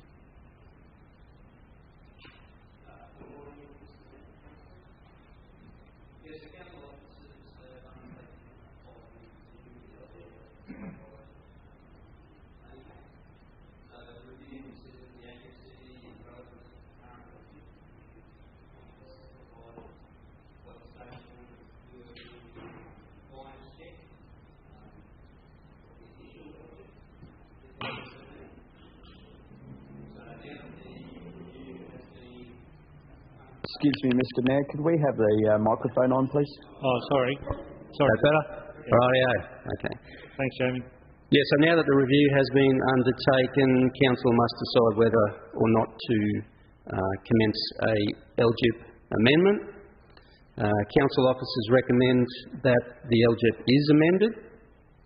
So this will ensure that Council continues to plan for the provision of trunk infrastructure in an efficient and orderly manner. We can estimate the cost of trunk infrastructure, which will assist in long-term financial planning, and Council can continue to levy infrastructure charges and stipulate conditions for trunk infrastructure on development approvals. So the LGIP amendment, it'll include updating the planning assumptions. So this will reflect any changes in the planning scheme, 2021 census data, the 2023 Queensland Government Statisticians Office population projections, and available economic data that we have. So we'll also look at reviewing and updating the priority infrastructure area, the desired standard of service, plans for trunk infrastructure, PFTIs, associated mapping, and updates of the schedule of works, which includes cost estimates and timing of projects. So it is anticipated that the amendment will commence early 2023 and be completed by January 2025. This is a large body of work to be undertaken during that time. And this is largely reliant also on the latest QGSO population projections being released by July next year, 2023. So, in conclusion, it's recommended that Council commences a LGIP amendment and write to the Chief Executive of the State Planning Department advising that a 5-year review has been completed, and Council seeks to amend the LGIP. Okay, thanks very much. Questions? Councillor Kirkland. Thanks, Mr Mayor. Probably more a comment than a question. Well, actually, there is a question at the end of it. The LGIP, of course, the Local Government Infrastructure Plan, is a key piece of work that gives us direction moving forward in certainly everything we're doing. And I do have two questions. With this review, will it be considerate of the potential inclusion of extended boundaries, for example? The second question is around major infrastructure, and does it specifically identify key infrastructure projections for development, replacement and augmentation, including major infrastructure, or is it just trunk to new development? Yeah, so through the Chair, so with regard to the boundary review, so that's, if I understand correctly, might be October this year that would be, we know about that. So, and we don't plan to commence the review of the LGIP until early next year.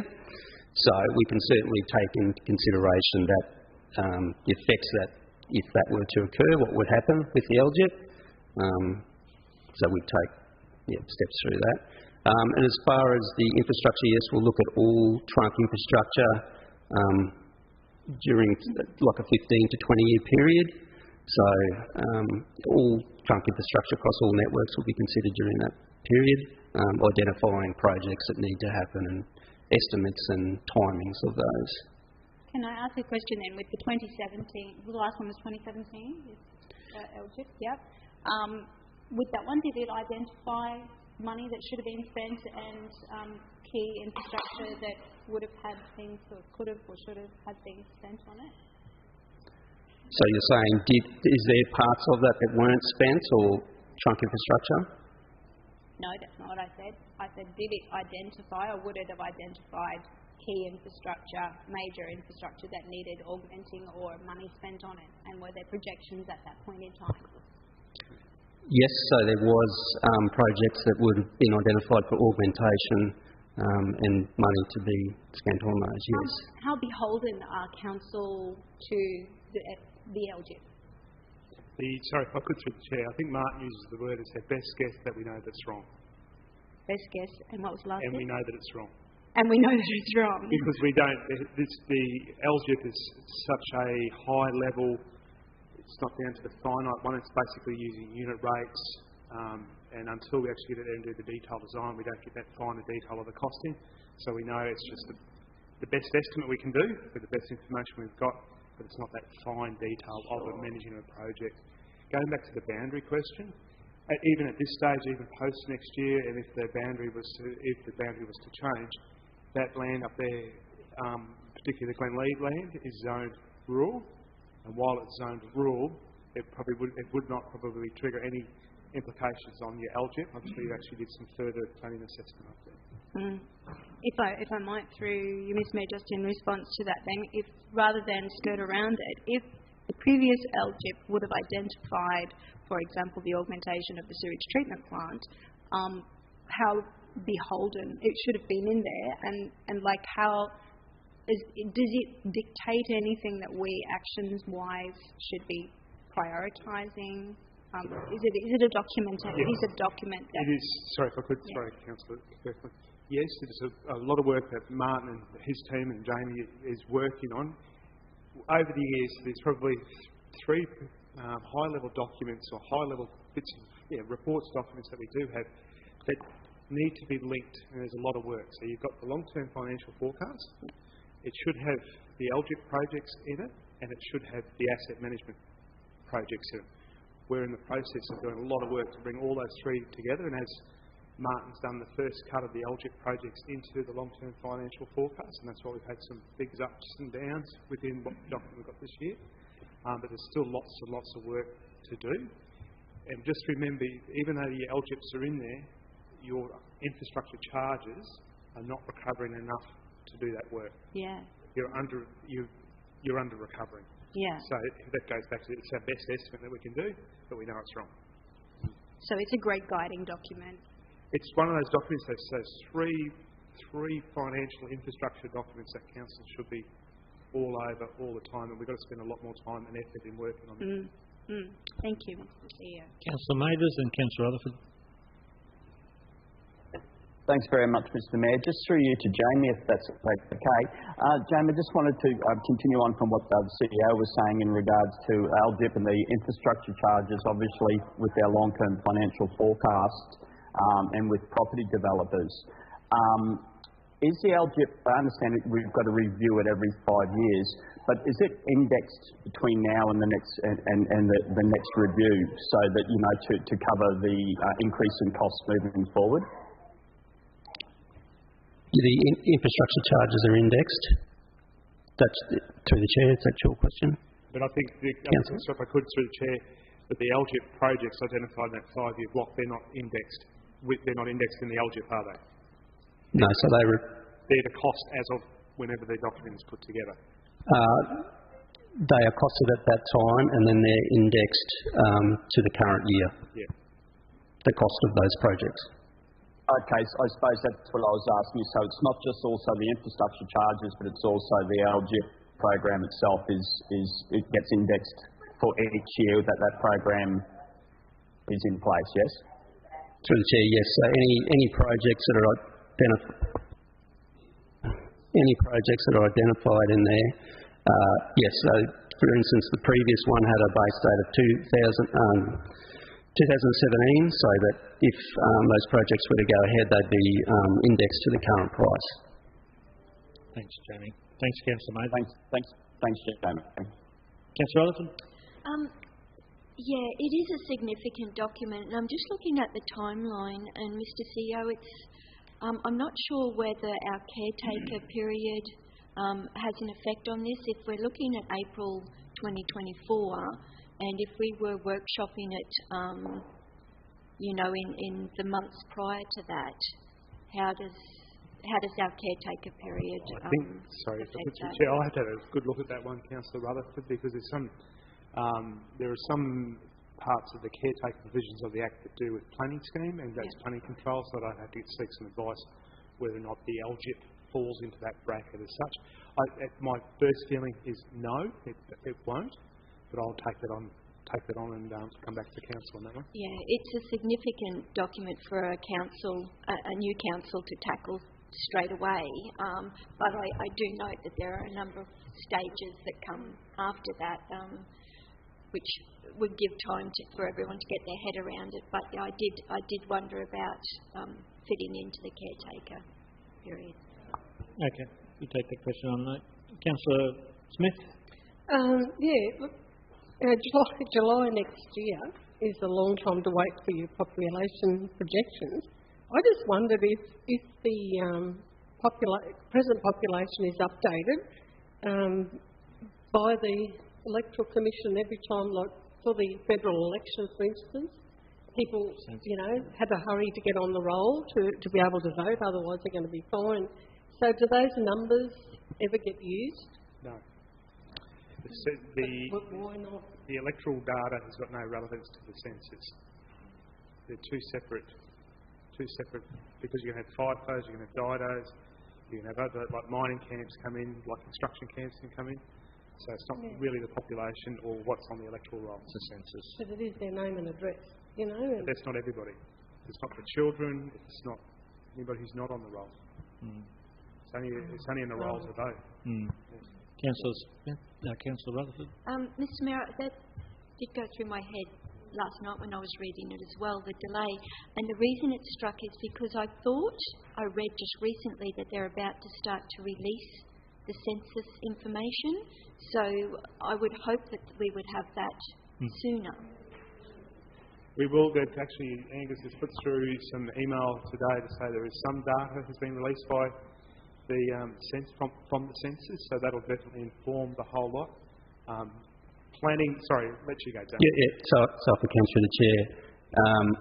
So the census data, I believe they are starting to release some information, but the entire data won't be released till later or finish the review by next year.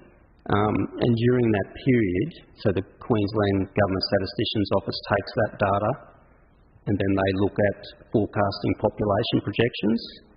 And so then we take those projections and we use that with our planning assumptions of how our growth is going to be distributed across the region using those population projections as a benchmark. And they're not due to be finalised till, that July next year, hopefully sooner, but around that mark. Doesn't mean we still can't begin to work on other areas, but Okay, thank you. Councillor Rutherford, Councillor Smith, would you like to move this one? Councillor Smith and Councillor Mathers, did you have a question? Second, Councillor Mathers. Okay, Councillor, if there are no further questions to Jamie on that one, can I put that? Those in favour? Those opposed? Motion's carried unanimously. Thanks very much for that report, Jamie. We'll move on to our next item, the item 10.8, the development assessment decisions under delegation for April and May 2022. Thanks, Amanda. Thank you. Good afternoon, Mayor and Councillors. This report outlines the properly made applications received in April and in May. We had a total of 38 applications within that period. As outlined in my report, it's we've listed the ones that will be decided under delegation and by council. The recommendation is for the report to be received. Okay, thank you. Council questions? Councillor Smith, did you have a question? Yeah, look, I'm not sure whether Alicia sent me an email about it. It was just a query we were talking about yesterday. It's, with all the Edenbrook reconfiguration of a lot, there's one public use land lot, I presume, is a park, but for the ones at Gracemere, it's sort of conspicuous by its absence that there's no public use land included in the assessment. I just wondered, are we still taking land for an open space, not necessarily a park, especially when you've got about 120 lots approved? Yes, through the chair. The Gracemere Springs one, initially when they lodged it, they didn't have any private use space. They did have, it was basically flood area identified as that. We did go back to them and said that we wouldn't accept that and that we wanted a park that was flood-free and usable space. So they have amended the plans since they have lodged the application, and they do now have a 5,000 square metre local park identified on their plans that is being conditioned as part of the approval. Okay, thank you. We're pleased to hear that. Okay. And just my other query was D53/2022, mature change of use for a crematorium. Is that where there is a crematorium as well already at 240 Elmer Street? Yeah, it's already decided under delegation. So. Yeah, through the chair, it has been already decided under delegation. I'm not sure whether, I don't think it is the same location. I assume it must be near there, but I could confirm that if you wanted me to get you back to it by that. But yeah, they wouldn't need an application, I would assume, if there's already one on site. So it must be just close by. I was just wondering if it was a different location. That's in a residential zone. I just wondered why it wasn't impact accessible. No, it wasn't in. It's not in a residential zone. It's not. Okay, so commercial. Okay, thanks, Councillor Smith. Councillor Mathers, did you have anything there as a portfolio spokesperson? No, Mr Mayor, happy to move though.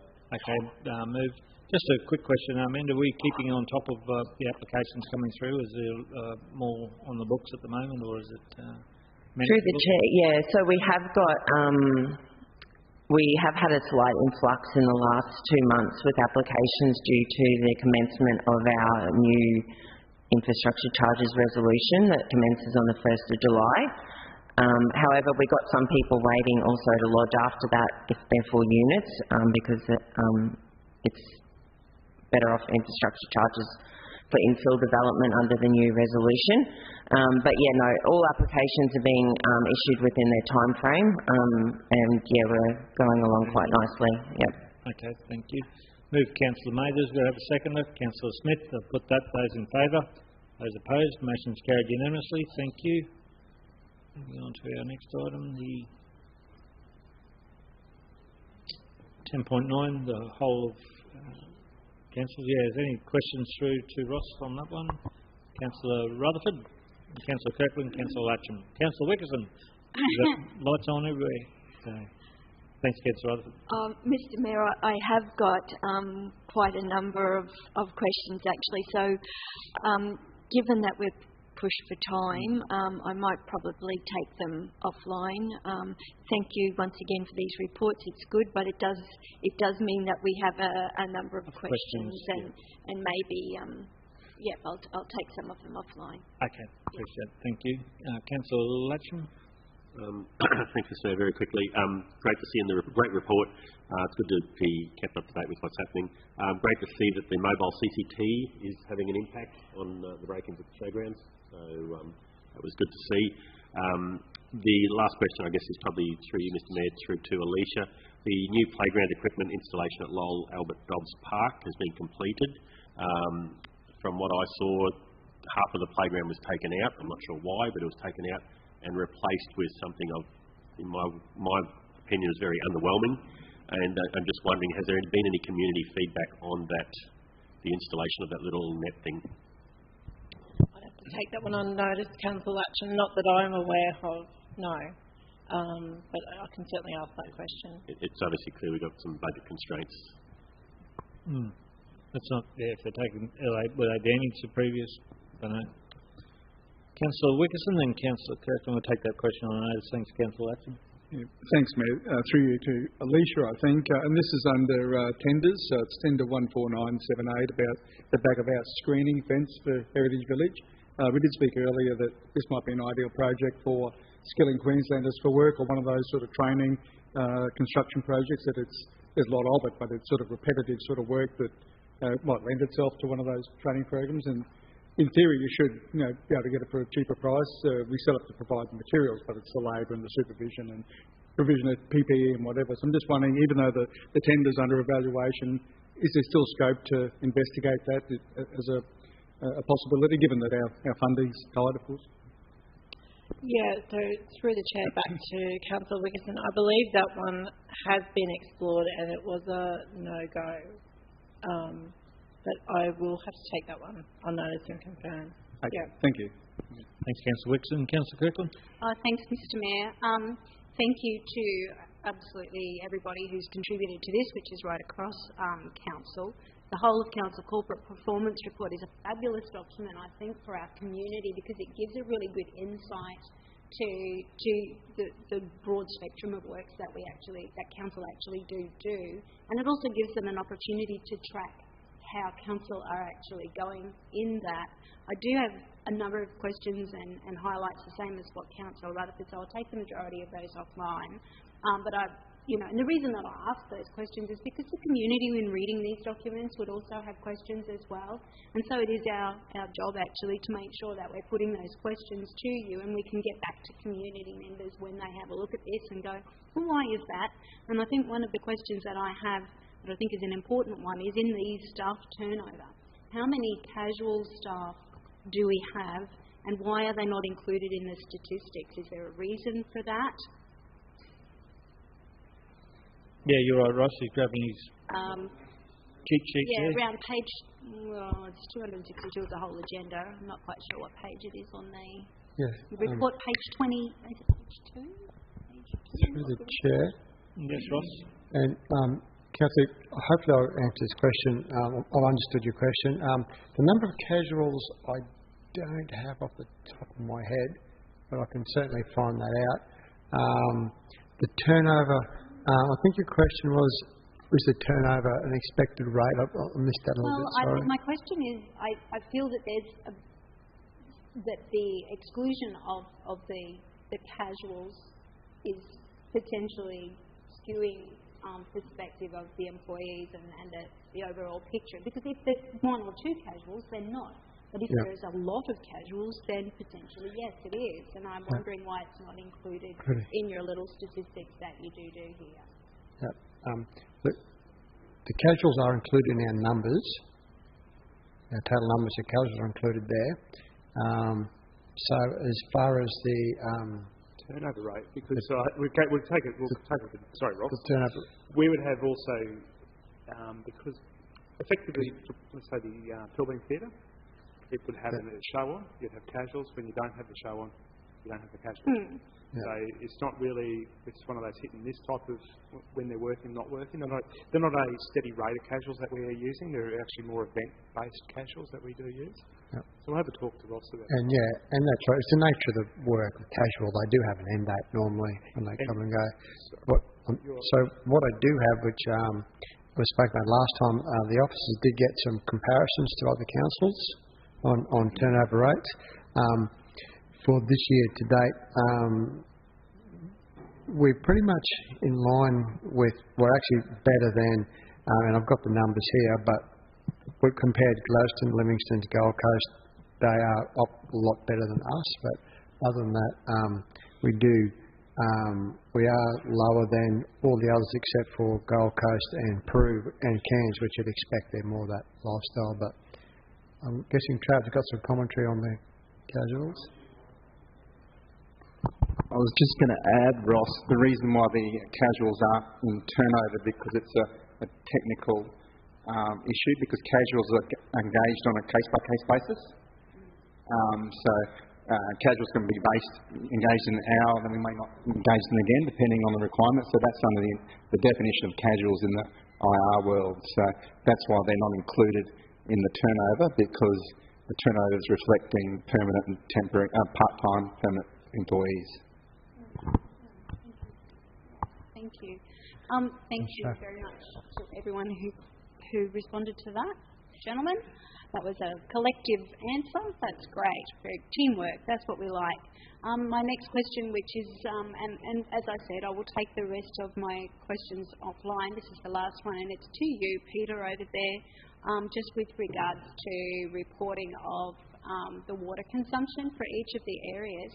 Would I be able to request that maybe that we also get an extra breakdown of per person's usage? So that gives us a better across the region. The reason I ask that is, you know, we're seeing how many litres daily average, megalitres on a daily average people are using in each area, but obviously there's more people in one area than another. It'd be interesting to see whether the individual's usage, that's their litres per day, varies in those areas as well, and maybe some commentary around why.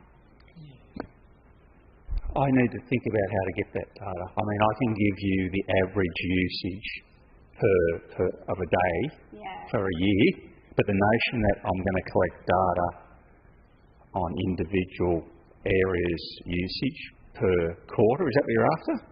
Because normally it's presented as the average annual user would use so many litres per year, and that's what you compare other water authorities with. I think previously we've gone to the public and we've said on average, you know, for example, Mount Morgan, 160 litres per day per person is on average. That's an annual. And even if we can make sure that in seasonal changes, in quarterly changes, there might be some influences or triggers that are causing that to go up or down. And those are things that we could address in the community to help the community better conserve their I'll take it on notice and come back to it. It's not as simple as you described it. Okay? Thank you. Just remember, your usage is skewed by the uses within those areas. So if you've got a lot of industrial or schools or hospitals, it skews your data you're not comparing Rockhampton, Mount Morgan, Gracemere the same. They won't be the same because you've got different industries, different breakup and that system. Yeah, that's very good. And granted, I appreciate that it would be a decent piece of work. Granted. Thanks, Peter. Okay, councillors, mindful of time. Councillor Mathers and Councillor Rutherford. Thanks very much, Mr. Mayor. Yeah, just wanted to say, Ross, once again, thanks very much for the report. It's great to see that detail. I just wanted to draw people's attention to page 278 of the report, which is talking about the park requests. I'm mindful that I unfortunately wasn't able to make the bus trip yesterday, and I hope we got a lot out of that. But that, once again, that page of the report does just highlight to us the fact that, obviously, we've had more requests for parks this year than we did last year, but yet, unfortunately, us being able to resolve those, we've resolved less of those requests this year than what we did last year. And the amount that we're actually resolving is a smaller percentage. So it's obviously just also shining a bit of a spotlight on the fact that we've certainly got some work to do there. Thanks, Councillor Mathers. Councillor Rutherford. Yeah, Mr. Mayor, I will ask this one because I'd hope that maybe it can be reported in the next thing. And where we have carryovers, and I'm hoping I've got this right now that I'm looking at it. So it'll be page 22. So we have requests and completed requests, or received and completed ones. Then you've probably 300 carryovers every month, which gives us quite a few at the end of the 12 months. My question is, yes, that's a lot, but what is the length of time people are waiting for those carryovers? So, it doesn't matter if those carryovers, if the job is still being completed within, a few days or a week or whatever else. However, if someone is waiting 6 months to have their request completed, then we probably need to know that. Have I explained that properly? I'm getting there. Yeah. On the bottom of that report, is it the customer request statistics? Page 8. 22. Page 8. Sorry, through the chair. On page 8 it shows a holistic approach. It doesn't show just parks. Yeah, no, I saw the whole, because Okay. that's customer requests is being dealt Yeah. with. But for instance, if it is parks and we're not getting to, a tree removal or a tree trimming within 6 months, then we need to look at a way we can address that. So of these carryovers, are they just carryovers that are being attended to fairly quickly, or are they significant carryovers that we need to look at ways of addressing? I couldn't probably answer the ones in parks, but just the overall one, you can see that there we are carrying some. I'll just go back to the report. We've got some over 3 months, some over 6 months, and some over 12 months of requests. So if that was just the general picture of the whole organisation and interpolating that out, extrapolating that out to the rest of the organisation, I'd say there would be some there that would be quite long, Councillor Rutherford. So See, if I look at the parks one, it gives a percentage of how the waiting time has increased. Percentage doesn't help us much because it depends what the core value was before you start. Yeah. Through the chair, some of that, I understand. Oh, sorry, Councillor, I guess on that particular one, Alicia might have to come back with some more detail, but I guess some of the carryover ones, whether they're complete, ones received this month, they won't be all completed because if they're late in the month, they won't be completed. So I think what you're saying, what's that percentage that actually is extended, that goes off beyond a reasonable period? I think that's your question. Yeah, probably not a percentage, a number that probably goes past whatever we deem as an acceptable period of time. Sorry, thank you, Councillor. Through the chair, I don't think we'll be able to answer that one today. I think we'd have to come back, Alicia, on that. Would be my guess. No, and I certainly wasn't after an answer today. That's why I've raised it. Yeah, But maybe it's something we can think about for future inclusion. We'll take it on note. So just through the chair, based on the feedback from the previous meeting, so last month we talked about average wait times, and so there's a specific graph in there put around the wait time in parks for the, I don't know what page it is, Council 21 I think it is, that talks about the number of days wait for tree trimming and tree removal.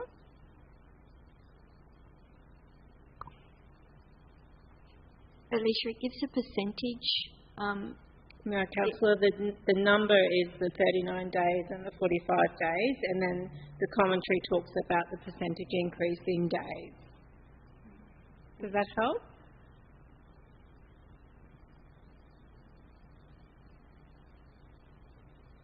So if you look at the graph itself, the numbers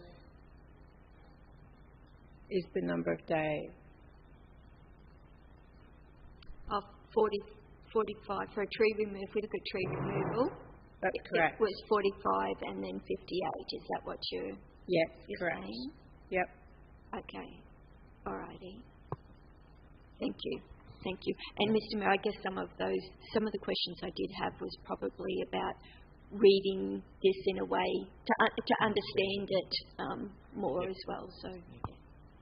Thanks, Councillor Rutherford. Councillor Kirkland? Oh, thank you, Mr. Mayor. Sorry, just very quickly, with all of the pathways requests, are the SNAP Send Solve requests included in those pathways requests reporting? Yep. Oh, good. Okay. Thank you. Could I seek a mover? We've got no further questions. Mover and a seconder. Move Councillor Rutherford, second Councillor Kirkland. Put that. Those in favour? Those opposed? Motion's carried unanimously. Thank you. Thank you, Ross and the team for putting that together. Moving on to item 10.10, the May monthly budget review. Hand over to Marnie.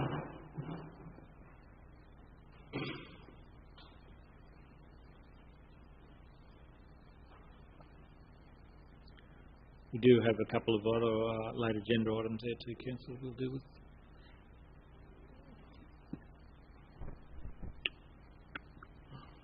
Okay, thank you, Mr. Mayor, and good morning. Oh, good afternoon, everyone. Afternoon.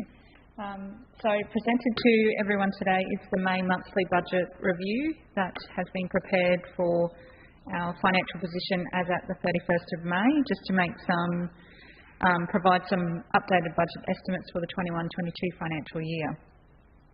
It does comprise of a relatively small number of changes that have been made, mostly at the whole of council level rather than at the individual section and unit areas. As council is aware, during the last few months in the preparation of the 22-23 budget, the capital program has been continually updated and refined, and there have been a significant number of changes to the capital budget since the last budget review, including updating the timing of budgets across financial years, budget allocations between projects, as well as the number of new projects. So if we just look at the operational budget and where that's landed, councillors will recall that December monthly budget review delivered a deficit of $2.1 million. However, the operational results towards the end of April were trending towards a slightly improved operational result. And with each budget revision, substantial organisational effort is required, so we've done it again at a whole of council level rather than individual sections. There's a few where we've seen at the whole of council level some increases, and councillors, you will recall we talked about this in our discussions last week. Grants and subsidies due to the financial assistance grant and the receival of that 75% of that grant amount is 2.617 up. Interest revenue we've increased by $90,000 based on changes to rates and cash held. And employee expenses have seen a reduction of 2.7, reduction in $1 million to contractors and consultants, and admin expenses also have seen a reduction of $1.5 million. Conversely, we're seeing an increase to our depreciation expense of $1.4 million due to revaluations of stormwater assets during the 21-22 financial year, and also capitalisation or upgrading to new assets. So the above adjustments allowed council to update the expected operational result, and a number of other operating budget changes have been made outside of the whole council area, and those are listed within the report. We saw an increase in our development assessment revenue of about $150,000, increase in the civil operations recoverable works of $800,000, which was offset by an increase in materials and plant of $1.2 million. We've also seen a reduction in our water consumption of about $1.5 million for this year, due mainly probably to the rain that we've had unseasonally or later on since the summer period, and an increase of $3.1 million to plant and materials under FRW, comprised of around $700,000 from the chemicals at the Glenmore Water Treatment Plant, additional water carting costs at Mount Morgan, so that's $1.3 million. Plant hire costs of around $600,000, and I know Councillor Wickerson, you had asked last week around what that was made up of. Well, that's mainly to do with external plant hire around property service changes, meter replacements, and service sewer mains. So that was comprised of that external plant hire in that space, and Mount Morgan dam maintenance of around $400,000. We also saw an increase to our waste fees of around $544,000, which has resulted in improving our operating result by $2.4 million, and we're now looking to deliver a surplus of around $259,000 for the 21-22 financial year. Excuse me. So in relation to our capital budget, we had previously distributed the documents that supported those changes. Effectively, the capital budget revenue across the current and next two financial years has increased by $59.9 million, whilst capital budget's expenditure has increased by $80.6. So there was a net increase of $20.7 million in net capital expenditure over the current and the next two financial years. Some of the details are provided in relation to the major capital budget movements since the December budget review, and they're contained in the report. I'm not going to go into them. I'll take them as being read unless someone has any questions in relation to some of those details that are provided there. Overall, councillors, as you can see, it's been a relatively positive outcome from where we commenced the financial year.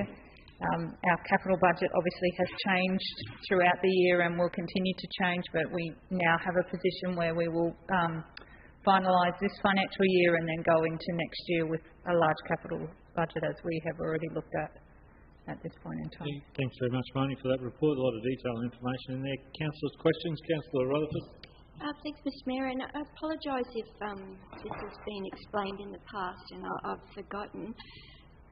The reduction of the water consumption by 1.5 million seems a lot, given that, you know, we have had a fair bit of dry as well. So there's that, but the bigger question is, if our reduction for water consumption is 1.5 million, how come our chemicals increased by 700,000? Peter may want to comment on that one.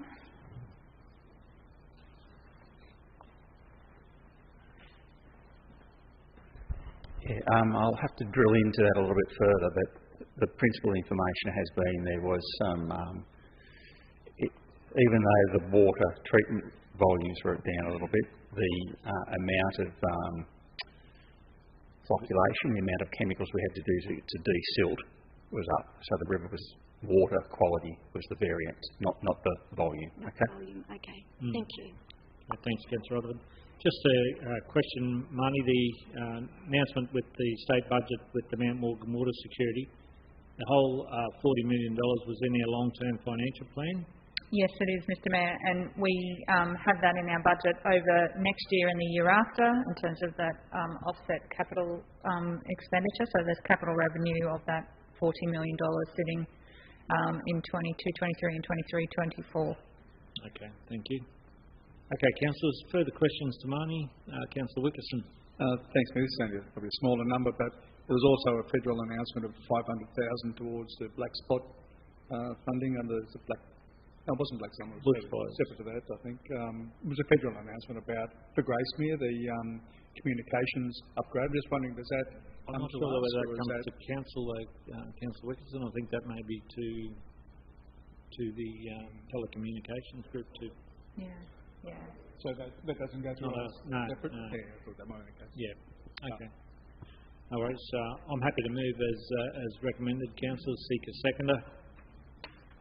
Councillor Kaplan, I'll put that. Those in favour? Those opposed? Motion's carried unanimously. Thank you. We move on to our last item. Again, hand over to you, Marnie. 10.11, the interim management report for the Rockhampton Regional Council 21-22. Thank you, Mr Mayor. So this is the interim management report received from the Queensland Audit Office following the interim audit visit back in March by Thomas Noble and Russell.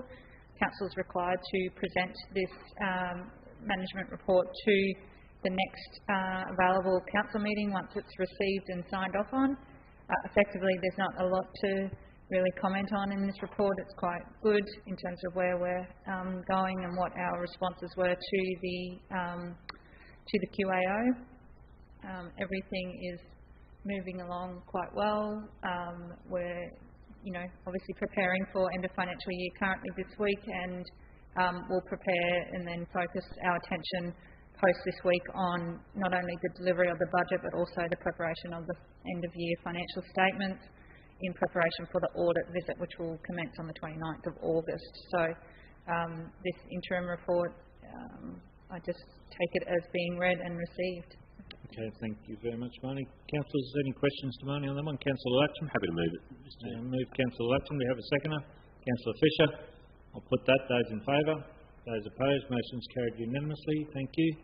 Councillor, that brings us to the end of the agenda items on the report, but we do have two supplementary items there to send through, so we might move straight into those. And look, I think they're just ones that are given. There's notice of motion from Councillor Fisher and from Councillor Smith to attend the Mining and Engineering Travel Expo. We'll deal with Councillor Fisher, your first. Councillor Fisher's that notice of motion that the Council approved Councillor Fisher's attendance at the Mining and Engineering Expo in Mackay and on the Wednesday the 20th Question, Councillor Mathers? We can't hear you, mate. Yeah, thanks very much, Mr Mayor. I do want to slow the process down. Just a quick question. I thought we had a discussion on a couple of meetings ago that it was decided that Councillor Smith was going to be the Rockhampton Regional Council's representative at this event. I thought that's what was discussed around the table. Am I incorrect in that? No, I don't think so. I'll hand to Damon there. Through the Chair, I believe the last meeting back in May where there was a discussion around Councillor Smith's attendance at an upcoming meeting was in relation to the Bowen Basin Mining Club. So this had been raised through the Chair, and I went back through all the minutes, particularly as it relates to QME. So, sorry, Councillor Mathers, I think may just be a misunderstanding there relating to Bowen Basin, not the QME. Yeah, two different Okay, and that might have been my misunderstanding. Mr Mayor, I've just got one more question and maybe someone can explain it to me as a new councillor, just from my understanding. I'm just trying to work out the benefits for ratepayers as to, the benefit of one councillor going versus multiple councillors. Is there, can someone explain that to me? I suppose I could. It's probably more the networking that's been able to achieve and talking to more people. This event will be, like the accommodations booked out. It's been 2 years since they've held it, and it's one that's really going to have a lot of networking and contacts there. So if we've got more people talking to more organisations, then there's a better benefit there. And who better than the board of directors that are able to talk in that space? So it's about our economy and putting Rocky on everyone's radar. And if we've got more people putting that message out there, then that's it. But you're right, again, being mindful that we don't need the whole team up there, but if we can share the workload a bit, it does help. If that answers your question?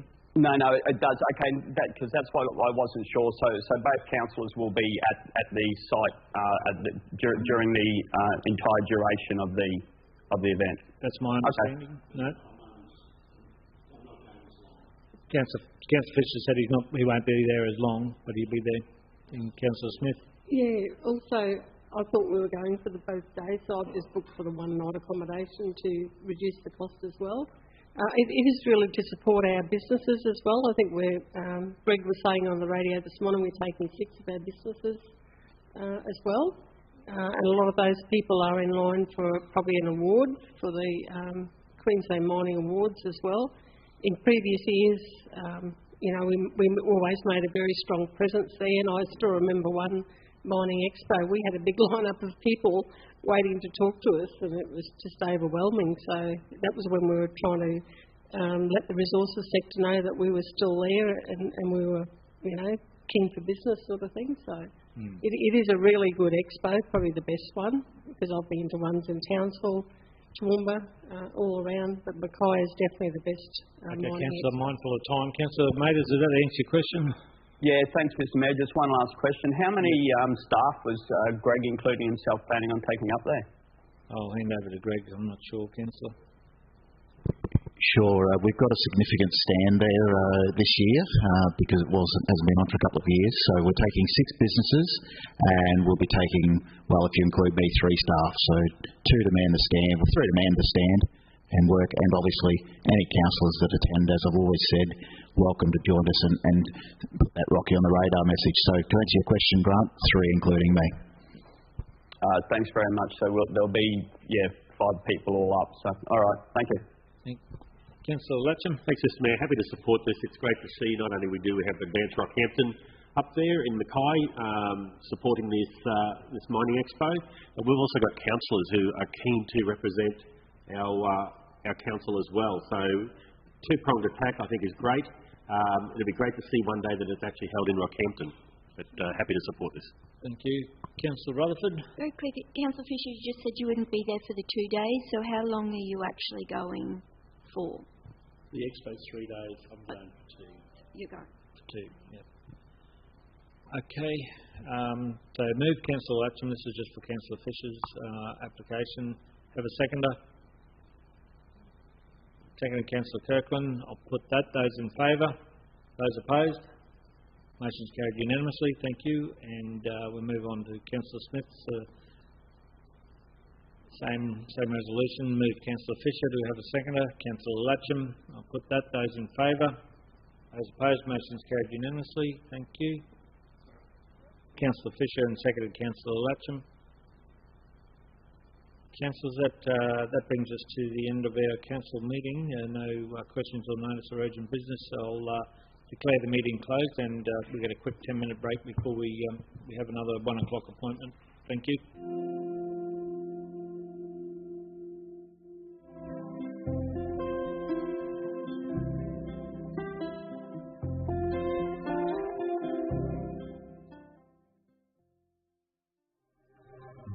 Now that we've arrived here, I would not change a thing. Knew that we'd survive here with all the goodness we would bring. This I sing, everybody swimming in sunshine, everybody feeling fine. Everybody join the front line, ain't nobody left behind. Everybody swimming in sunshine, everybody feeling fine. Everybody join the front line, ain't nobody left behind. Everybody swimming.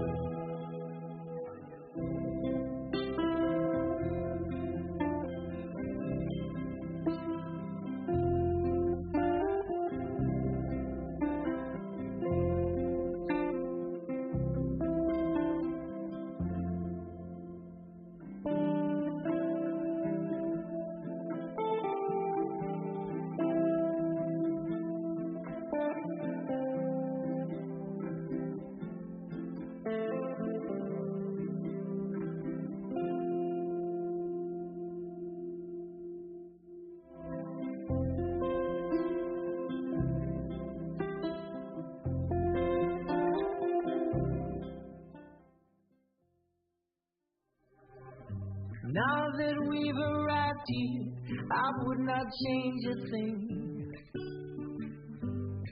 that we'd survive here and all the goodness we would bring. This I sing. Everybody swimming in sunshine. Everybody feeling fine. Everybody join the front line. Ain't nobody left behind. Everybody swimming in sunshine. Everybody feeling fine. Everybody join the front line. Ain't nobody left behind. Everybody swimming.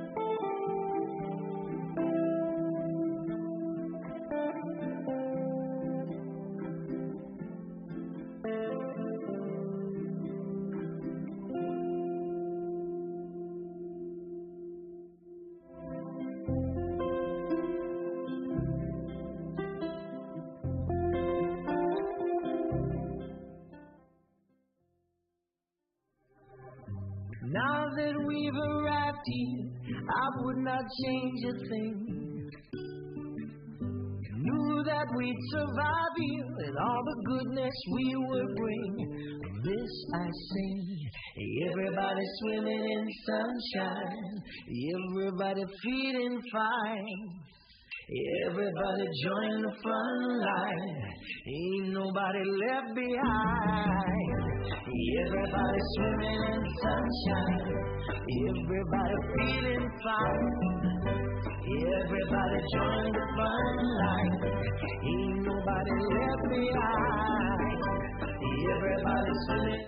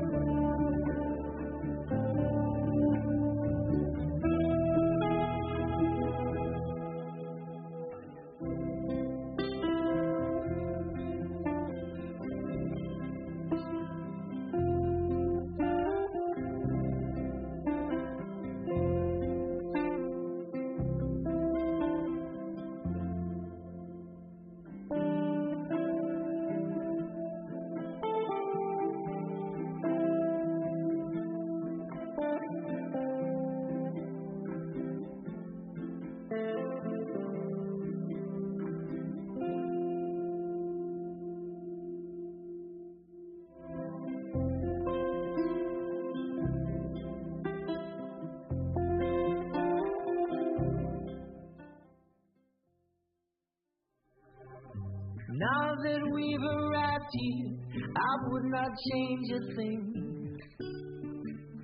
Knew that we'd survive here and all the goodness we would bring. This I say, everybody swimming in sunshine, everybody feeling fine. Everybody join the front line, ain't nobody left behind.